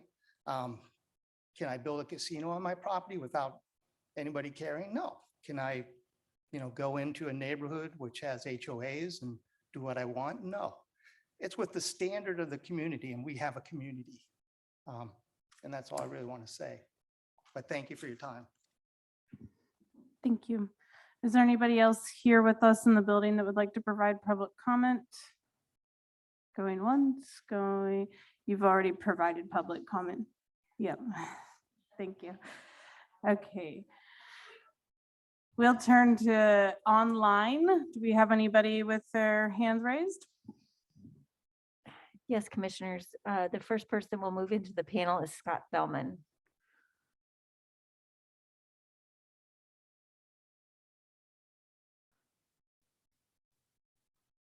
Scott, you can go ahead and unmute and offer your public comment.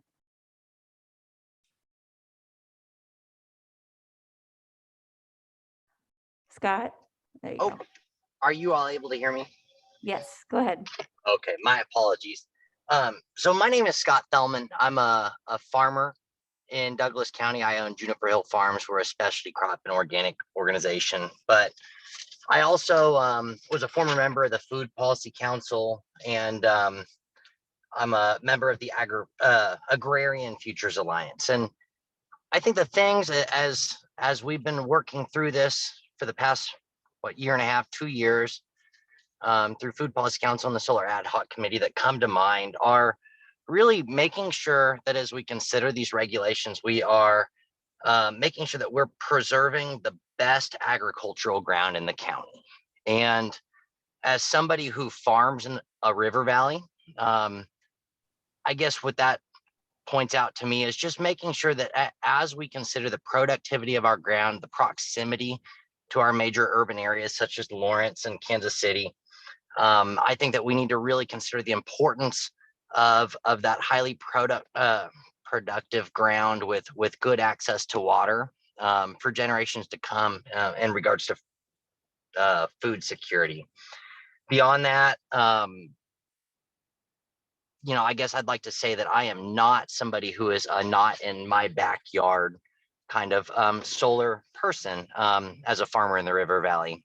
We have a farm nearby a river valley with a hillside that would be very adequate for solar in terms of the productivity of that ground in regards to those trade-offs of solar versus productivity of good farm ground. And so that is just really one of the points I'd like to bring up. If I were to mention, one or two others, it would be impact to potential wildlife and migratory waterfowl in river valley areas, and just the need to further explore before passing regulations the potential of agrovoltaics. There's a lot of technology not there, and so moving too quickly in approving solar operations may limit the ability for producers such as myself to be able to participate in agrovoltaics.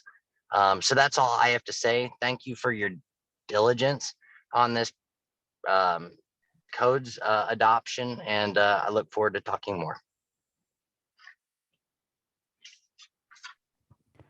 The next public comment comes from Laura. Laura, give me just a minute and I'll move you into the panel.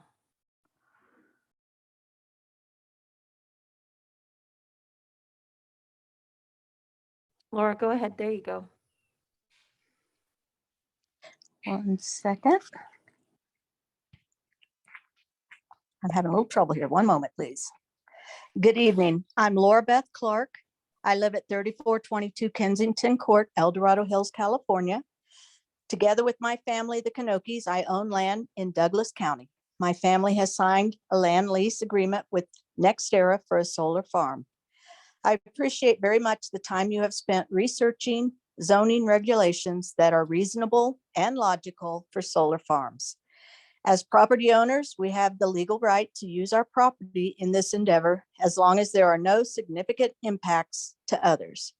We understand that these regulations will ensure solar farms can be built to supply the growing electrical energy needs of the county, to help control climate changes by lessening the reliance on polluting fossil fuel power plants while respecting the surrounding community and minimizing impacts. The draft solar zoning regulations are more restrictive than those developed by other counties in the United States. As responsible landowners involved in this endeavor, we understand the need for appropriate mitigations and regulations. We are very proud of our beautiful land, which nearby residents enjoy viewing. We know that some local residents object to viewing a solar farm. However, the county's regulations responsibly and adequately addresses visual impacts by requiring wide setbacks and visual screening. Other draft regulations strictly control other potential impacts, including noise, lighting, stormwater runoff, and erosion, and many other topics. With all of these regulations, neighbors should not be impacted at all by a solar farm. Our right to plant crops, to graze certain animals, or in this case, harvest the sun, is a basic property owner's rights on agricultural land. Please don't prevent that. Thank you again for your forward progressive stance in meeting the basic needs of electricity with clean, renewable solar energy. Okay, I'm going to. Our next public comment comes from Jane Kanoki. Jane, you can unmute and offer your public comment.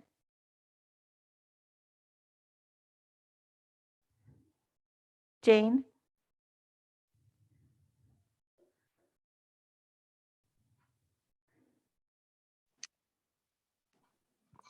There you go. Hey, hey, my name's Jane Kanoki and I live in Shawnee, Kansas. And I too am one of the Kanoki family members with a property in Douglas County and Johnson County.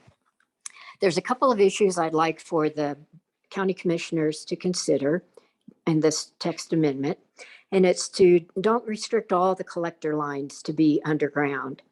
There are numerous power and phone lines already in place along the roads. And your underground requirement would mean, when it comes to the roads, possibly trenching across the small gravel roads and closing them for a couple of days, or doing a jack and bore under the roadway, even while there are already overhead existing phone lines and power lines. So I'm glad there's a waiver. And I know Mary Miller talked about going overhead in certain areas of the site, but don't forget to consider the easements, the utility easements. Also, please consider a 25-year CUP with an automatic extension of 5 years if the project is compliant. Solar panels, you know, will last 30 years or more.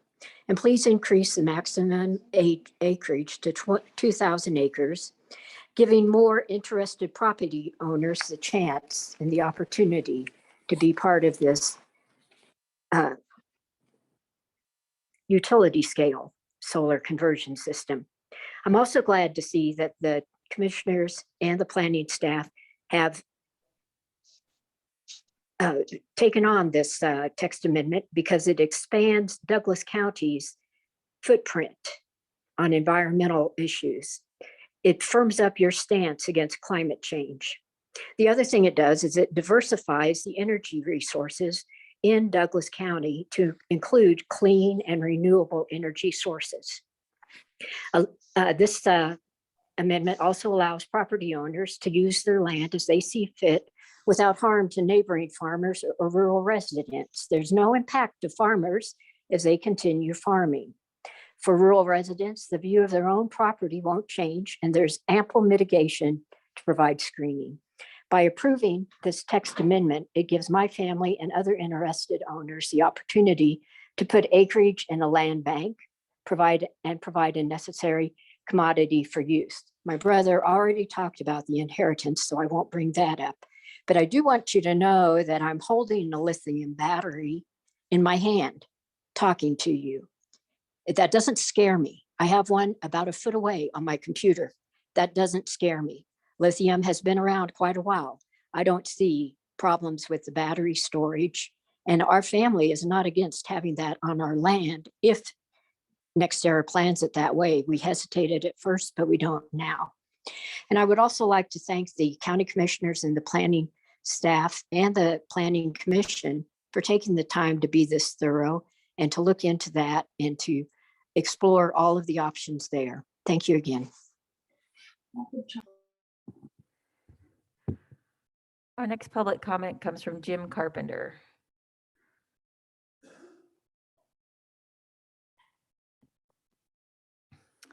Jim, you can unmute and offer your public comment. Jim Carpenter, Planning Commissioner, Chair of the Ad Hoc Subcommittee that worked on these regulations. I just had a couple of points to bring up. One is to echo what Karen Willie brought up. It was the intent of the Ad Hoc Committee that the 5% grading restriction apply to the entire site area, not just to the specific lands. I think that was just a numbering issue that didn't get caught in all the numerous drafts. Second, I just want to point out, anybody can apply for a conditional use permit to build this type of facility right now under our current code. Why the text amendment was initiated was so there was actually a baseline set of regulations to compare an application to. They are permitted in these areas now with nothing as guidance. So this is all about getting guidance in place and on the ground for that first possible application. We attempted to have regulations that had flexibility and to recognize there'd be changes in technology and advances in agrivoltaics in the future, and hope that those can all be incorporated. But I just want to use the rest of my time just to say thank you to everybody that's been involved in the process, and especially the residents in the rural areas that have taken all the time they have to do the research and present our committee and the Planning Commission and you with incredible amounts of information for us to consider and think about as we drafted these regulations. These regulations are not for just one part of the county. They're to apply to application that could happen in any part of the county. So we've been struggling through this whole thing that we know there's one company out there that's expressed an interest in one specific area, but we tried to ignore that, but make use of that information as we drafted these. So we hope we have come forward with regulations that will work anywhere. And I know Karen is willing to do this. I am too. If you have any questions during your discussion as to what our thought processes were in developing this, just ask us. We're here to answer those questions. Thank you.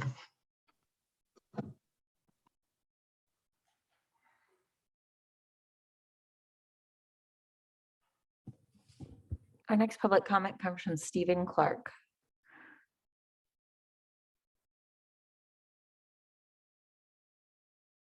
Stephen, go ahead. Good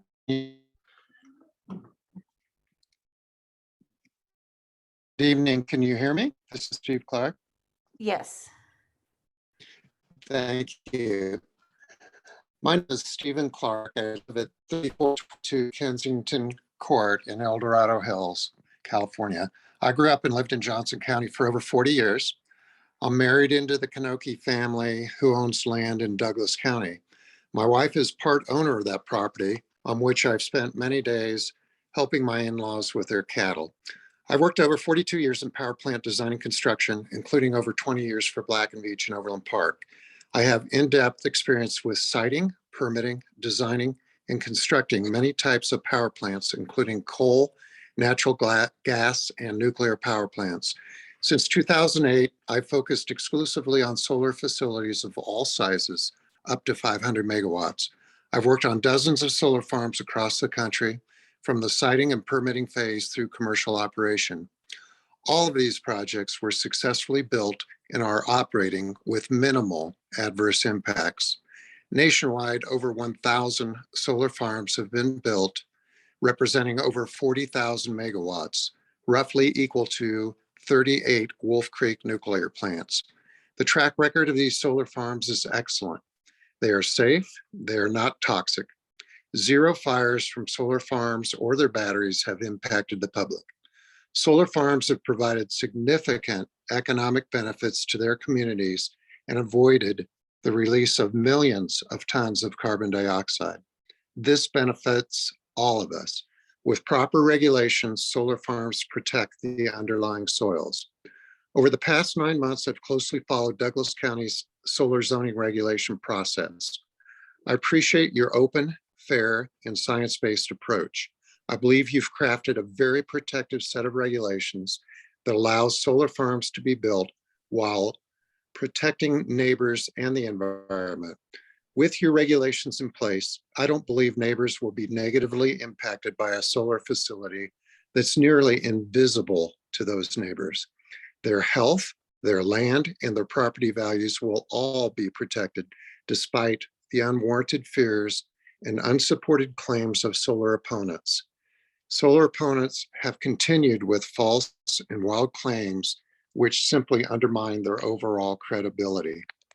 I request 2 changes to the regulations.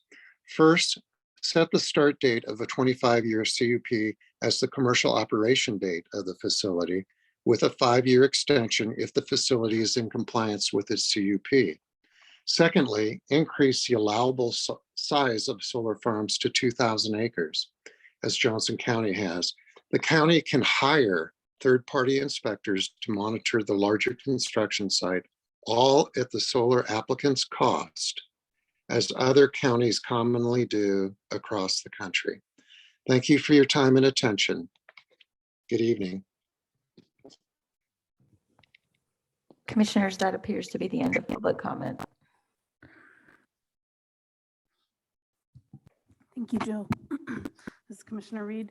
We'll close public comment for this item and bring it back to the commission for continued discussion. I want to appreciate ad hoc planning commission members who took the time to join us again this evening and make themselves available for any further questions or clarification we might have. I appreciate that. I just kind of wanted to start there with staff and ask if Mary or Tanya can respond kind of quickly to that technical language issue around the 5% grading of the site area. Yes, Mary Miller, planner. And I was going to mention that if you wanted to discuss that, I was going to suggest taking it back to the ad hoc committee, but then Jim, the chair, came on and said that he agreed with that. So if that is just a numbering mistake and the 5% applies to the site area overall, regardless of whether it's prime or statewide importance or farmland that's not statewide importance, then I agree that could be an easy fix. We can change the numbering so it's clear that it applies to the total site area. I think that makes sense to me, that it seems like a pretty easy technical fix here with those comments. I wonder if other commissioners have any opinions that differ from that or concerns. Okay, I just wanted to address that one because I thought it might be an easy one. I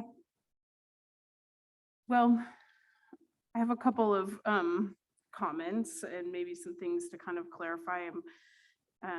But I think I'd like to hear from fellow commissioners about any questions or further issues that rose up during public comment that we want to ask staff for clarification about. Is there anything top of mind for either of you? So there seems to be and maybe it's not confusion, but I think it would be helpful, Mary, to kind of go over the difference between the regulations and an actual proposal. We've heard a lot of public comment about this project. This is not a project before us, right? Right, Mary Miller, planner, right. We are not looking at a specific project. We are trying to set standards that would apply throughout the county, and these are minimum standards. So while we set minimum setbacks and we set all these standards, we can change them when we actually get an application because we look at each project. And a conditional use means that the county commission can place additional conditions. So we set a baseline of the minimum standards that we think would apply over wherever a solar energy conversion facility was located or proposed in Douglas County. But when we get a specific application, and as you know, as you look through them, we look at things such as the character of the area, and there was one comment, if a house is surrounded on 2 sides or 3 sides by a facility, shouldn't there be greater setbacks? And yes, if you're closely surrounded, perhaps you should have greater setbacks or more dense buffering. But then that's something we would look at with each CUP because you may have a hill, maybe located on the side, but there may be a hill between you, or you may have dense vegetation on the side of the solar facility. So there's a lot of things we would look at when we actually get a project, but we're just trying to set comprehensive base minimum standards right now that we could review a project under. Thank you, Mary. And so for those members of the public that are worried about, I served on the Planning Commission for many, many years, and we saw lots of projects come forward that we then added conditions to, hence the name Conditional Use Permit. So if the minimum standard is 500, and I remember going out to properties and looking and saying, we weren't talking about 500-foot setbacks, but we were talking about setbacks for say, and you look at it and you say, well, look at the distance here. What's the screening? What are those types of things? We may come back, the Planning Commission could come back and say, we're recommending 750 feet of setback because of the topography of the land, because of where houses sit and things like that. So I think it's important to remember that we're looking at minimum regulations here, not a specific project, not where it is. And the community will have another opportunity to come back with each project as it comes forward and share your thoughts on it. I just heard a lot of comments that were about a specific project on both sides. And I want to make sure we're clear that this is just the first step, and then each project is considered individually through that process. So just thought I'd share that a little bit. This Commissioner Reed, thank you for that, Commissioner Kelly, and thanks for the further clarification, Mary. I think that that is really important to remember, and to circle back to that, the last public comment or second to last public comment that we had from Jim Carpenter, one of the ad hoc planning commissioners, is I think it's really important to remember that right now this type of use is possible for somebody to submit an application. Any number of solar companies could have submitted applications over this past 9 months or a year or so of ongoing conversation and research and study. And we would have had to address that without these regulations yet in place. So the goal of these regulations, and to Commissioner Kelly's point about them being minimum standards, is to set the tone for what we expect minimally from companies who will come to Douglas County and make their ask to build these sites. And the regulations, what I'm so proud of in our community, and this is a really incredible example of it, I think, is how thorough and well-researched and intentional these regulations are. So to codify language that tells companies who want to come do business in Douglas County what we expect as a minimum standards, I think is a really important phase of this conversation, and all of your input over that time has been incredibly important and invaluable to being able to kind of drill down on all those potential concerns and issues and figure out what we can set standards for as a baseline foundation, with the knowledge that each of those CUP applications will have their own long and thorough process of review and vetting and public notice to neighbors, and the individual sites and locations, character of the area, neighborhood, parcels and homeowners that may be facing a situation of being surrounded on more than one side. All of those things will be part of the application that the Planning Commission and then eventually us at the County Commission level will be able to review and assess in much greater detail. And that will be an opportunity, again, for public engagement that is specific to those proposed project sites. So I do think that's a really important clarification, and that I think it's admirable that we took as long as we did to get here, to get these regulations to a point of being really well thought out and having had a transparent process that really took into account and made time for the public engagement.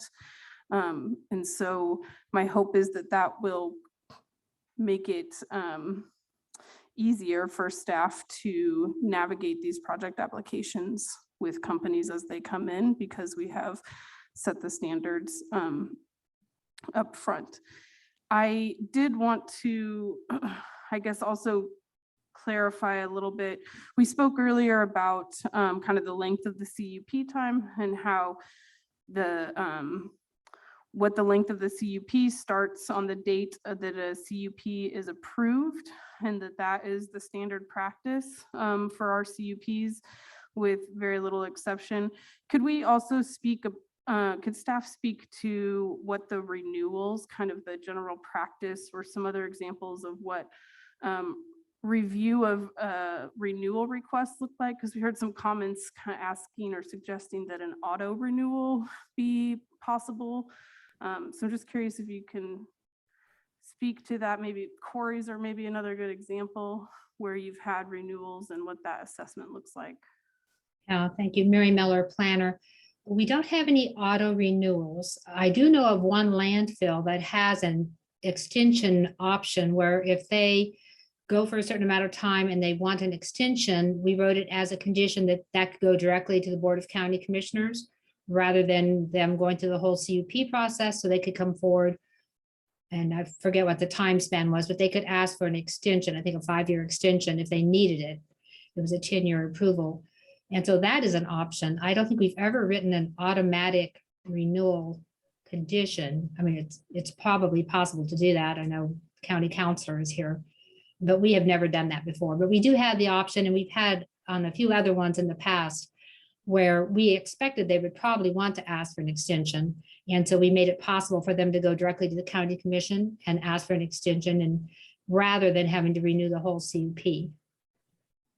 Okay, that helps. Thanks, Mary. And I was asking that just for clarification and to ensure that in general and as a standard practice, there is no sort of auto renewal, that there is a process of review and assessment and voting that will go on in order to reach that decision point. So the other question I wondered if you could clarify, we heard a few comments about well water testing, and I think you mentioned that in your presentation briefly, but just want to clarify that every parcel that would be included in a project site will have the soil tested and kind of recorded information about it, and then can be tested again in the future. Is that correct? Mary Miller, planner, that is correct. We had a engineering or environmental consultant work with us on that, and she suggested 1/4 mile around the borders of the property. So, anyone that's not a participating member, we would go out 1/4 mile, and the operator would make the offer that they would do a groundwater testing, and they would test for This would be determined with the CUP, depending upon what kind of panels they're going to be using, but they would test for those. They also suggested just to do a pesticide panel kind of as a benefit. We don't regulate the pesticides they use, but that would be one of the things they could test for in the groundwater. And that way those property owners would have that prior to anything going in. It's kind of their baseline. We do something very similar with quarries, but we measure just the amount of water, because with limestone quarries, there's not much pollution, but the concern is that they may get into the groundwater and change the amount of water that's available for others. So it's a little different that they will be testing the quality of the water. Okay, that helps. Thanks, Mary. Any other questions for clarification from commissioners? Okay, any comments? I just want to reiterate what Commissioners Kelly and Reed have mentioned. For many folks who have heard me talk about values on this commission before, I talk all the time about how our budget is our most important values document. I think how we spend our time is also an indication of our values. And I'm deeply appreciative to the Planning Commission and the subcommittee, ad hoc committee on the Planning Commission, for all of the time that you've put into these regulations and all the time you've put into engaging with public and public comment. And I know that that time is not something that we're probably through with, because as Commissioners Kelly and Reed have mentioned, this is just step number one to make sure that we have baseline regulations to set a clear minimum of what the values are in our community for these types of projects. And it will be another round of comments and a lot of engagement around any project that might be proposed after we have these regulations in place. So I'm deeply grateful for all of the engagement and all of the time spent on these particular regulations. I've got a couple of comments to make, so I'll maybe make one and then give somebody else a chance. I want to talk a little bit about agrovoltaics, and I appreciate Mr. Allman coming and visiting with us and sharing his thoughts on the Sustainability Action Network. Always has great feedback on land use issues. I just want to go on record and that I'm very excited about the possibilities in agrovoltaics, but realize that it is an emerging field. And I want to provide enough room for us to be creative about it, but not hem that in just yet. But I think it's important to say out loud that those who are looking at these regulations and are considering bringing a CUP application to us, that I personally want to see agrovoltaics involved, or at least the consideration of agrovoltaics and some argument about if they chose not to use it, why they chose not to use it. And that would go same for the height of the panels, as I've been doing some research, and I really appreciate the ad hoc committee members meeting with me and talking through some of the things. We may need to raise the height, but I want to provide that flexibility in there. Within the regulations, I think it does this, but also let those potential applicants know that that's a value that I really have as a conditional use permit comes forward to see us experiment or do something in that space, because I think it really is trying to make the best of both our agricultural land and trying to provide solar power in a responsible way.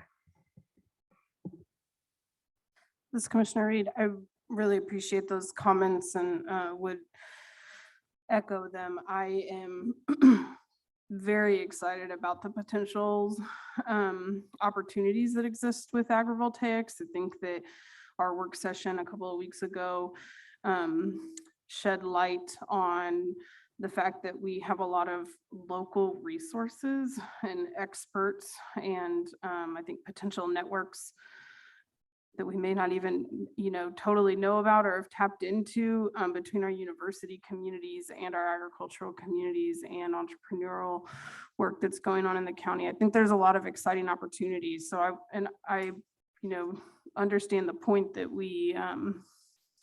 it is an emerging field. There's a limited research, or the research is very specific to certain types of agrovoltaics and not others.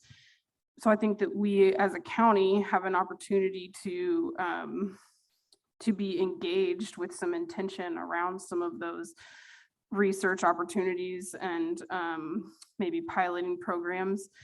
So I want us to, I'm glad that agrivoltaics is mentioned repeatedly throughout our regulations. And I believe that the regulations state pretty clearly that a plan shall be incorporated as part of the design.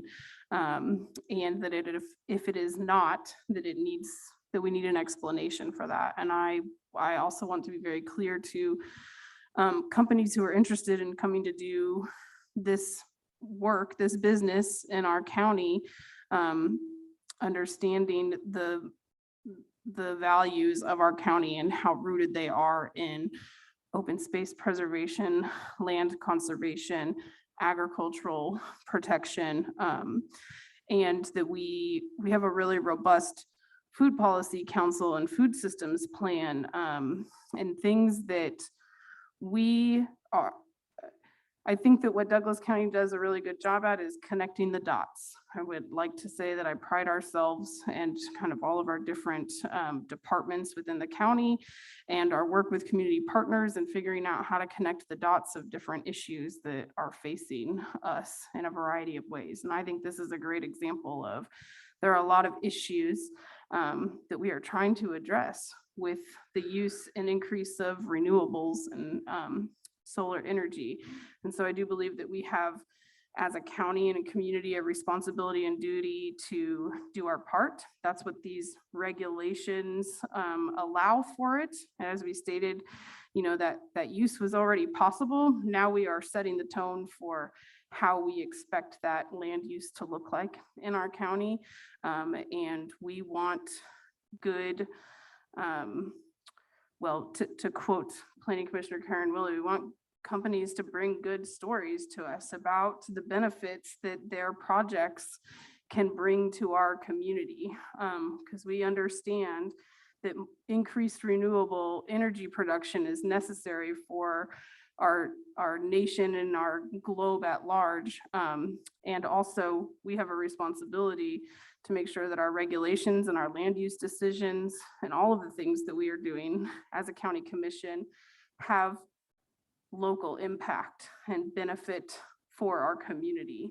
And I think agrivoltaics presents a lot of potential layered benefits and opportunities. So I think that, and I'm also aware that text amendments can be changed in the future. So as this field of research and work continues, and there is more information that can really suggest how viable agrivoltaics and the co-use of land that is producing solar, that is harnessing solar energy can do, then text amendment can be reviewed and amended in the future accordingly.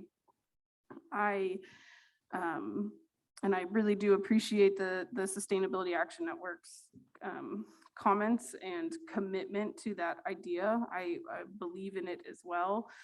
And I'm hoping that these regulations and how smart and balanced that I believe they are, and how much we are encouraging the use of that, means that we will see lots of great ideas for how to do multiple things at once, how to do many good things rather than only one narrowly well-intentioned thing. So I, again, really appreciate the public's engagement in this. It is, as has been mentioned, this is kind of first steps. We will have probably plenty of opportunities where we may see many of you back here for future project applications.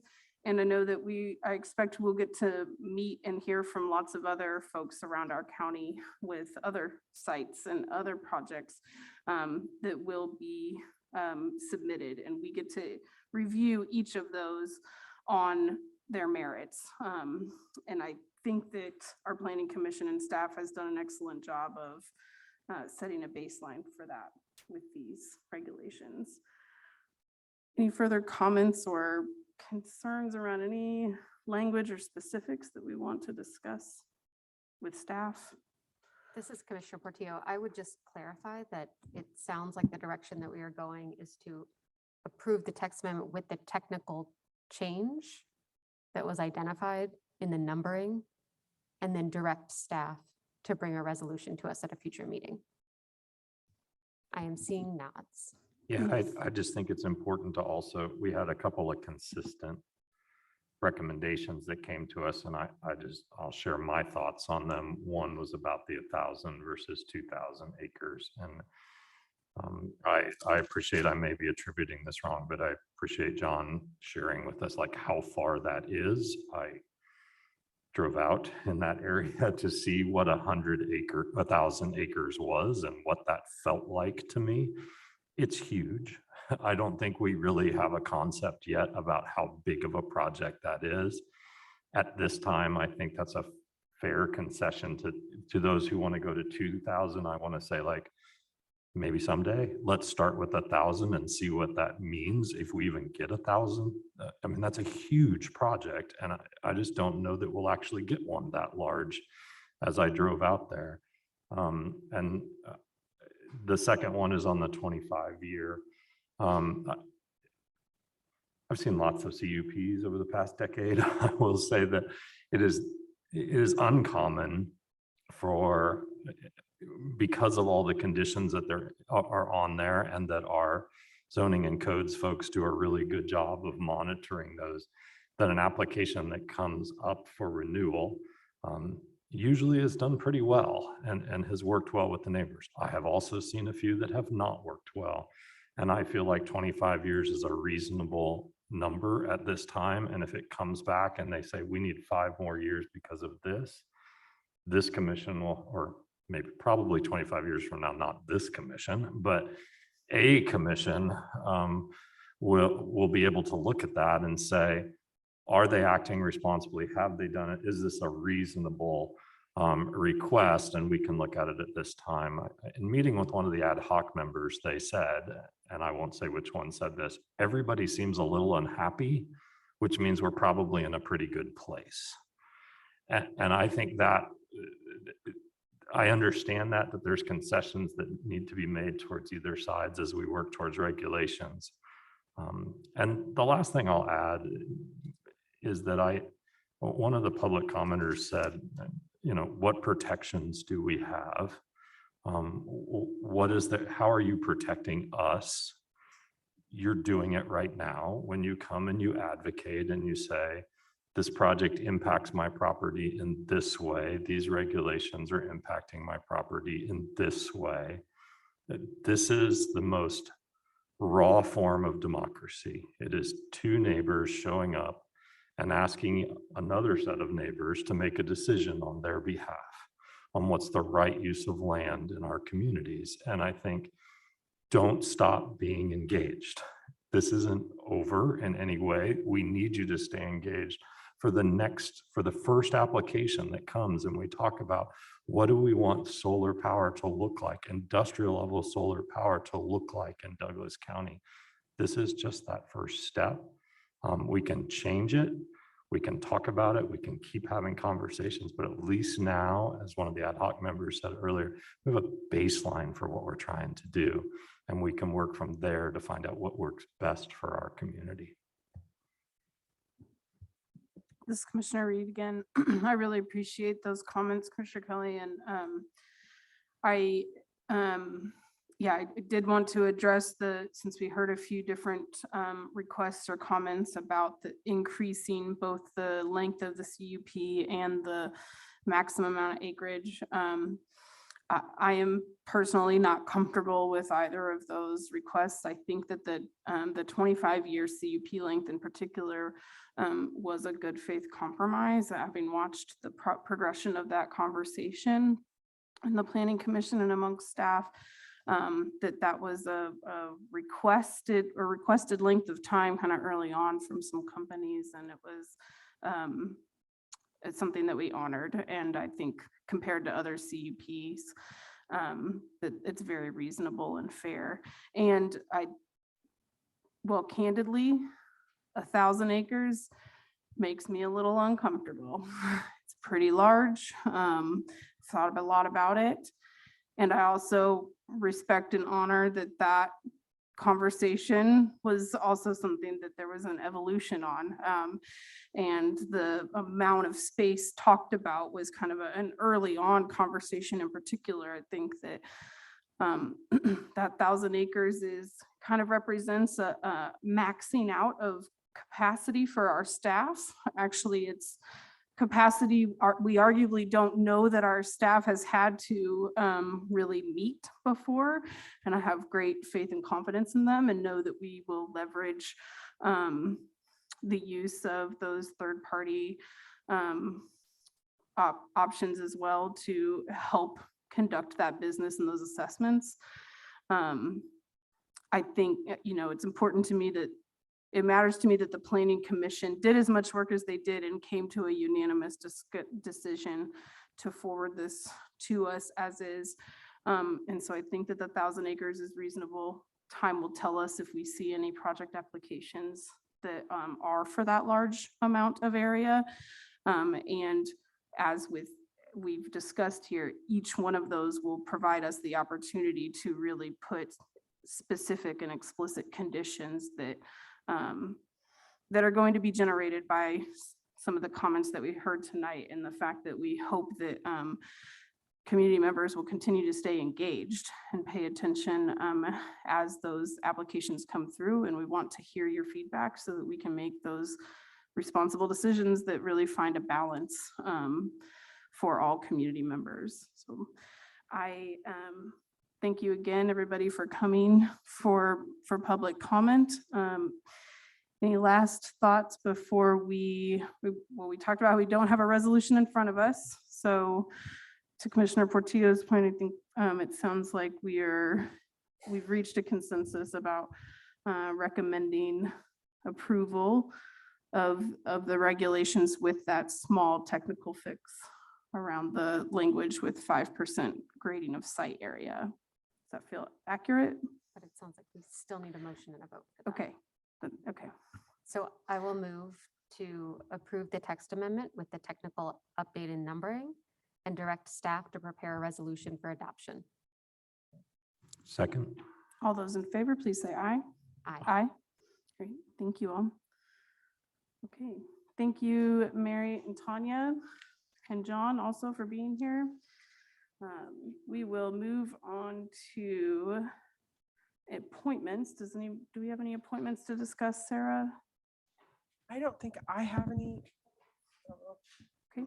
So not that I'm aware of. Okay, we'll just move right on to your memo and miscellaneous items.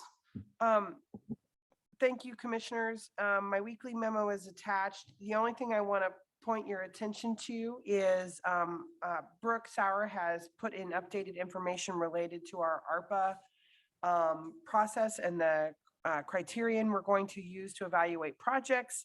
I just want to call your attention to it. If you have questions on it or concerns, we can talk about it individually. I just want you to kind of be aware of how we were trying to take your guys' thoughts and comments and put that into an evaluation tool. And that's all I have, commissioners. Great, thank you for that update, Sarah. Do we have any miscellaneous updates from either commissioner? I don't have any either. So I guess with that, our meeting is over and we are adjourned.